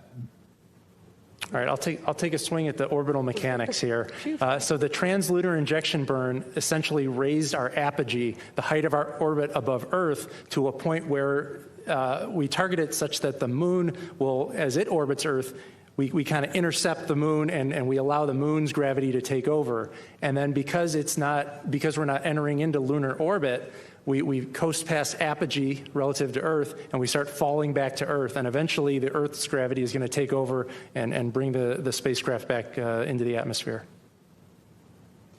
As for targets, I was just going to add one more thing to that, is that as you enter, as we talked about, the stronger influence of the moon's gravity, we're out at some distance, and so when it starts to pull on us, we go into a circular kind of an arc around the moon, and that kind of slingshots us. You can imagine a slingshot around, but then that kind of starts to overshoot and come back, and then by the time you might go somewhere else, we're now pulled into Earth's gravity again, right? So it starts to pull us back. So it's the interplay of those two gravity fields that really drive this beautiful dance of the spacecraft. The number of targets, I'll have to get the exact number, but it's in the range of 35 targets. We actually do plan to put out the list of targets hopefully tomorrow morning so that the public can follow along.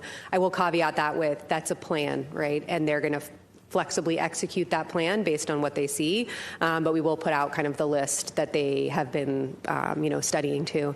As for number of pictures, it's a great question. The only way we can kind of make a guess at that is from the mission simulations we've done on the ground, where they're taking pictures of not the real moon. I have a feeling that the real moon is going to be a bigger draw. I would expect thousands of pictures that the crew themselves will take, not to mention the imagery that we will be taking with the Orion vehicle cameras. Okay, we'll go here and then back to Will Robinson-Smith after that. Hi, Emily Martin from CLA's Fast Friends. Thank you so much for doing this. I was wondering, which specific science questions do you hope this flyby will will answer? The Apollo samples ultimately answered the question of the origins of the moon. What do you hope those data gathered by these human eyes will answer. And also, I was wondering if you are planning on taking a photo of Orion with LRO, if it's even feasible. So on the science objective question, we do have 10 science objectives, all of which we feel are accomplishable, attackable by the crew with the lunar targeting plan as written. The lunar targeting plan does actually address all 10 of our objectives. But as for the ones that I'm most excited about, I am really excited for, our number one priority objective is, color provinces and albedo, right? This is something that human eyes are just incredibly good at teasing out nuances about. And again, forgive me again, the photometry deep dive, but again, the ability of a crew member to look at the surface in different illumination conditions as the Orion spacecraft is moving across the surface of the moon will allow them to understand morphology and texture and therefore origin, process and origin. I mean, you heard even from farther away, Reed say yesterday, oh, I can see much more topography around Tycho than I could in the visualizations. As he's getting closer, he is seeing that 3D effect start to realize. And when they get even closer and they have that sort of extreme flyby profile over a number of hours, they're really going to be able to tease out that dynamic between topography, surface texture, morphology, and color and albedo, and how and if those things overlap. There are some targets on our targeting plan where that's specifically an objective of, do you see a correlation between color and topography? And a negative observation, not seeing it, is a science result, right? And so we do really focus on this unique profile that this mission has. I think we've gotten the question, well, you're so far away, what can you even do? That's actually an asset for our science objectives. They're going to have this whole disk view, and the rate at which they're moving and the illumination changes that they'll experience in several hours enable our science. They don't detract from it. As for complementary observations, yes, we do plan to have complementary observations with the Lunar Reconnaissance Orbiter. We also have other complementary science investigations, including citizen science here from scientists on Earth who are going to be looking for impact flashes or new craters that are forming on the surface of the moon, just like the Artemis II astronauts will be looking for. So lots of chances for coordinated observations, and you can bet we'll be putting out information about that, especially the Lunar Reconnaissance Orbiter ties post-mission. Okay, Will, and then we'll go back to the phones for a couple of additional questions. Thank you, Rachel. Will Robinson-Smith with Spaceflight Now. Thank you all for taking the time today. Couple to Rick, if I may, about the Ox demonstration. Please correct me if I'm wrong, but it sounded like at one point there was a plan to lower the cabin pressure in Orion. Can you talk about when and why that changed? And then the life limit for the astronauts in the suits we've heard is 6 days. Can you go into some detail about what the life limiter is for that? I mean, obviously the crew is now within 6 days nominally of returning to Earth, so if they needed them, they've got that latitude. But can you just go into some explanation about why the 6 days, what creates that bracket? Thank you. Sure. You're correct that we are planning on decreasing the cabin pressure in Orion. That was always part of the plan. As we look forward to future Artemis missions, we expect lower cabin pressures when we perform dockings to other spacecraft. And we want to be able to evaluate Orion here on Artemis II to understand how it performs at 10.2 pounds per square inch atmosphere, so that when it docks to another spacecraft, we quickly equalize pressure. As far as the 144-hour constraint, that is tied to the oxygen and the ability to supply oxygen to the crew. Those tanks are only so big, and they were sized for that contingency. Okay, we'll take several questions from the phone. Next up is Jackie Mogensen from Scientific American. Hi, thanks for this. I was wondering, on the lunar flyby, I understand that there are a number of things that the astronauts have been training to see, but I was curious what you would say are kind of the wish list items of what would be really cool to see but are not a guarantee. Thank you. Ooh, I would think, honestly, a big one is just the amount of color they're going to be able to see and where and when they see it. Again, negative observations, not seeing something is science. That is something we are learning. So I think we have a lot of questions about where and how subtle color hues will pop out to the crew. We have guesses, of course. We have educated guesses based on what we know about the lunar surface, especially the far side, which haven't had, human eyes on it before. But we don't know what to expect. We've provided guidance to them on where we think the best places are to, make those observations, but this is exploration, right? And while we have imagery, amazing data from orbiting spacecraft, it's these nuanced observations that we're lacking. And so, this is discovery, right? And we're asking questions that we don't always know the answer to, and that's some of the value of what these Artemis missions bring. Next up is Marcia Smith with Space Policy Online. Thanks so much for taking my questions. One question I think is to Rick, and could you just clarify about the toilet situation? Have you permanently fixed that, or is it that every certain number of days or something you're going to have to turn the spacecraft towards the sun in order to make sure that that vent doesn't freeze? And this is a permanent solution for this mission or for all the future Orion missions? Could you just clarify the situation on that? And on a completely different front, I'm just curious to Kelsey and to Lori, maybe wearing your planetary science hat. So when you have the astronauts looking at the far side of the moon and seeing them with their eyes, which LRO can't do, is there any chance you're going to spot something there that is so fascinating that it's going to change maybe plans for Eclipse missions or something, to send Eclipse missions there to investigate? What do you think the odds are that you'll see something that you really didn't expect?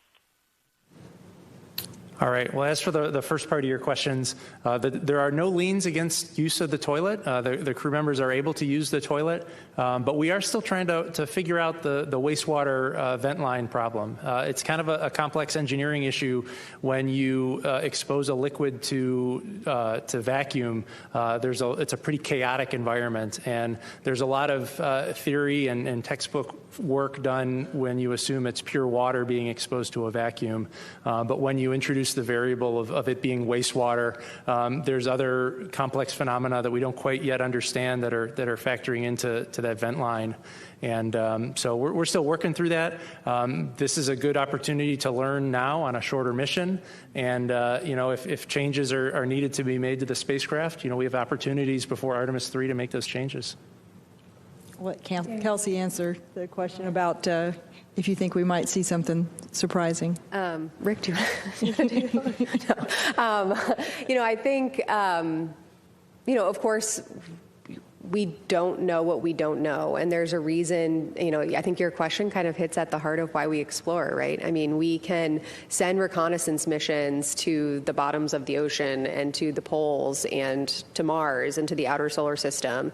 And, I like to think that planetary scientists, are pretty good at their jobs and pretty good at outlining plans of what they think we will expect to see. But we, in the science community, like to talk about multiple working hypotheses, right? We take all available data and we form these different hypotheses, and we make a plan to go address and buy down those hypotheses. And so, do we have guesses about what they're going to see on the far side? Yes. Do I have solid confidence in exactly what they're going to see? Absolutely not. That is why we send people out into the cosmos to explore in the first place. And so, I think it's important to remember that, what the crew are going to do tomorrow is the first step in this exploration. And I think it's important to remember that, we don't always know exactly what they're going to see. We have lunar reconnaissance orbiting spacecraft data of the surface. We understand, what it's made out of. We understand the topography, but we don't know what the crew are going to see in these specific illumination conditions from a scientific perspective, and that's exciting. It's part of the exploration mission. It's one of the main charges of the Spaceflight Agency. Okay, we'll go there. Thank you, Rod Pyle at Aster Magazine. This is drilling in a bit, so I apologize if I'm peeling the onion too much. This is for Kelsey.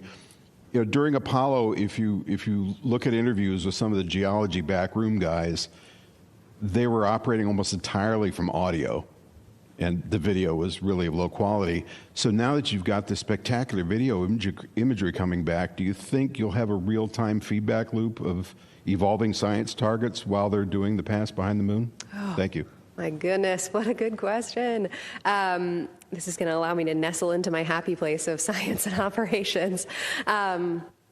So the answer to your last question of if we will have targets evolve over time, the answer is, for tomorrow, we're likely not going to be, oh my gosh, scrap the back half of the plan and add in all of these new targets. However, in looking to the future, as Lori commented on right at the beginning, for future missions, when we have longer stays, both in orbit and on the lunar surface, that longer term presence will enable us to flex the plan and enable and empower the crew, of course, within the requisite safety constraints, to audible scientifically about the types of samples and the types of observations they're making.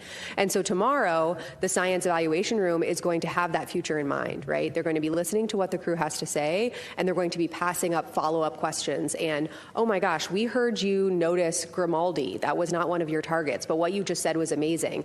While the viewing attitude still permits, could you provide some additional words? That is absolutely in scope for tomorrow, depending on what we hear from the crew.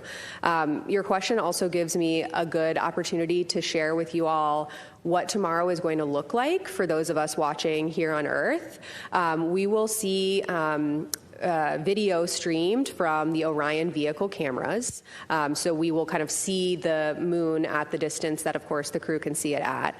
We will also, at times during the flyby, go kind of on board with them the way that we have been experiencing the last few days with that interior camera. Although, I think I mentioned this yesterday, it's going to be very dark in there. So it will not look as crisp and beautifully lit as a lot of the footage that actually Lori and Rick showed earlier today. But it will give you a sense of being on board with them. And then you are not going to hear them all the time during the flyby. You will hear several times an hour a status of how they're moving through the lunar targeting plan and giving some descriptions. Those science sit reps, as we're calling them, will not come from the prime crew that are at the windows at the time. It will come from one of the two crew members who are not, plugged into their crew tablets and really down and in on the observations. It will be a third person coming to an additional window to make those descriptions. So you'll see the streamed video, you'll hear from them several times an hour, and then as soon as we can after the flyby ends, our team will be working as a part of the flight control team to get those downlink requests in quickly so we can get all the audio down and get as many images as we can overnight and then throughout the rest of the mission. Okay. Hi, Lisa Grossman from Science News. I have two questions for Kelsey. One is, I'm glad to hear that the target list is going to be made public tomorrow. Is that cool user interface thing that you shared an image of earlier going to be made public at any point? We're working on how to archive that for the public after the mission. We're not going to be able to do it within the mission, but it is such a big part of lunar science in this mission. And, for those familiar with the Science Mission Directorate, you'll know that, we take very seriously the charter to make every every data set relevant to lunar science accessible to the public. And we have a charter to do that for this mission within 6 months post-mission. And so we will be working hard to identify how we can get this tool out to the public, given its criticality for lunar science. Thank you. And then what phase will the Earth be in during Earthrise? So what they will see on the Earth is Asia, Africa, and Oceania. And so for anybody listening here who is in Asia, Africa, or Oceania, you can go out and look at the near side of the moon at the exact same time that the crew will be looking at the Earth.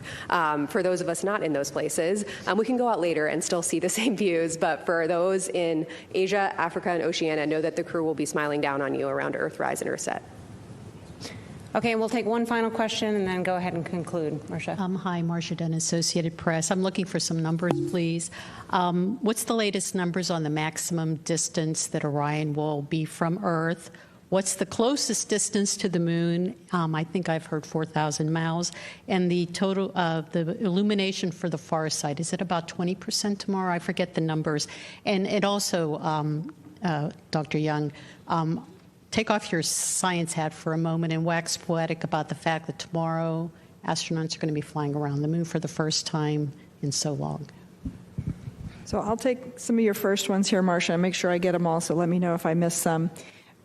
So a little before 2 p.m. Eastern tomorrow, we're going to pass the Apollo 13 distance record by humans, and that record is 248,655 statute miles. That's when we break the record. And then tomorrow evening, around 7:07 p.m. Eastern, we will reach the farthest distance from Earth at a distance of 252,760 miles. That's 4,105 miles farther than Apollo 13. You asked about the percent of illumination. My recollection, it's close to like 21%. Yeah, the right, caveat there, though, is that is the percent of the far side that is illuminated at closest approach. So when they are closest to the moon, they will see 21% of the far side. On their approach, as you saw in that visual, they will see the full disk. It will include a big section of the near side as well as that section of the far essentially, side. Half of the moon is always illuminated. They'll see that. And so they will see the full 180 degrees that's illuminated, but as far as far side. Yeah. Thanks, Kelsey. Yeah, I think it's at closest approach, it's 4,070 statute miles. Mm-hmm. Yep. And then do you want to wax poetic? Oh my gosh, of course, always. I mean, first of all, I will be on console tomorrow, so I will be locked in and fully in operations and execution mode. But, sitting here today, the day before the flyby, I was a kid who loved to play outdoors, and I was a kid who loved to, while playing outdoors, look up at the sky. Being outdoors and exploring the environment around me was a massive part of my childhood. I'm the mom of 2 young kids, and my youngest is right in the phase now where she looks up at the moon at night and just screams moon every time she sees it. She just stops what she's doing and points up and yells moon. And it really just, I swear I do not push her to do this. This is a natural instinct. But, I think it goes to show that people all over the world connect with the moon. This is something that every single person on this planet can understand and connect with. Of course, I'm focused on my kids in my house, but I know that people all over the world have their own sense of connection with the moon. Specifically, also, we will get an eclipse tomorrow, and I think everybody on Earth, or a lot of people on Earth, have connections to partial or full solar eclipses. I'm wearing my eclipse earrings today. We're approaching the 2-year anniversary of the 2024 North American eclipse, which was actually the same day that my daughter was born. And so I have a lot of emotions, to be totally honest with you, wrapped up in this mission and the specific timing of this mission. And I think my overwhelming takeaway is just, yes, I'm a geologist and a planetary scientist, and I have worked with this crew for so long, and I know that the data we will get back will inspire the next generation of scientists and explorers, but it will also bring the moon closer and unite all of us, where we can have this tangible touch point to the moon and what the crew are going to be doing tomorrow. And so as a scientist and as a mom and as a citizen of this planet, I'm really looking forward to tomorrow. I hope all of you are as well. Well, that's a wonderful way to conclude. I want to thank our participants for being here today. We're going to go ahead and pop up onto the screen a graphic showing all the events for tomorrow. Our special coverage begins at 1 p.m. Eastern and extends into the evening. Thank you for joining us today, and you can follow the latest mission updates on nasa.gov.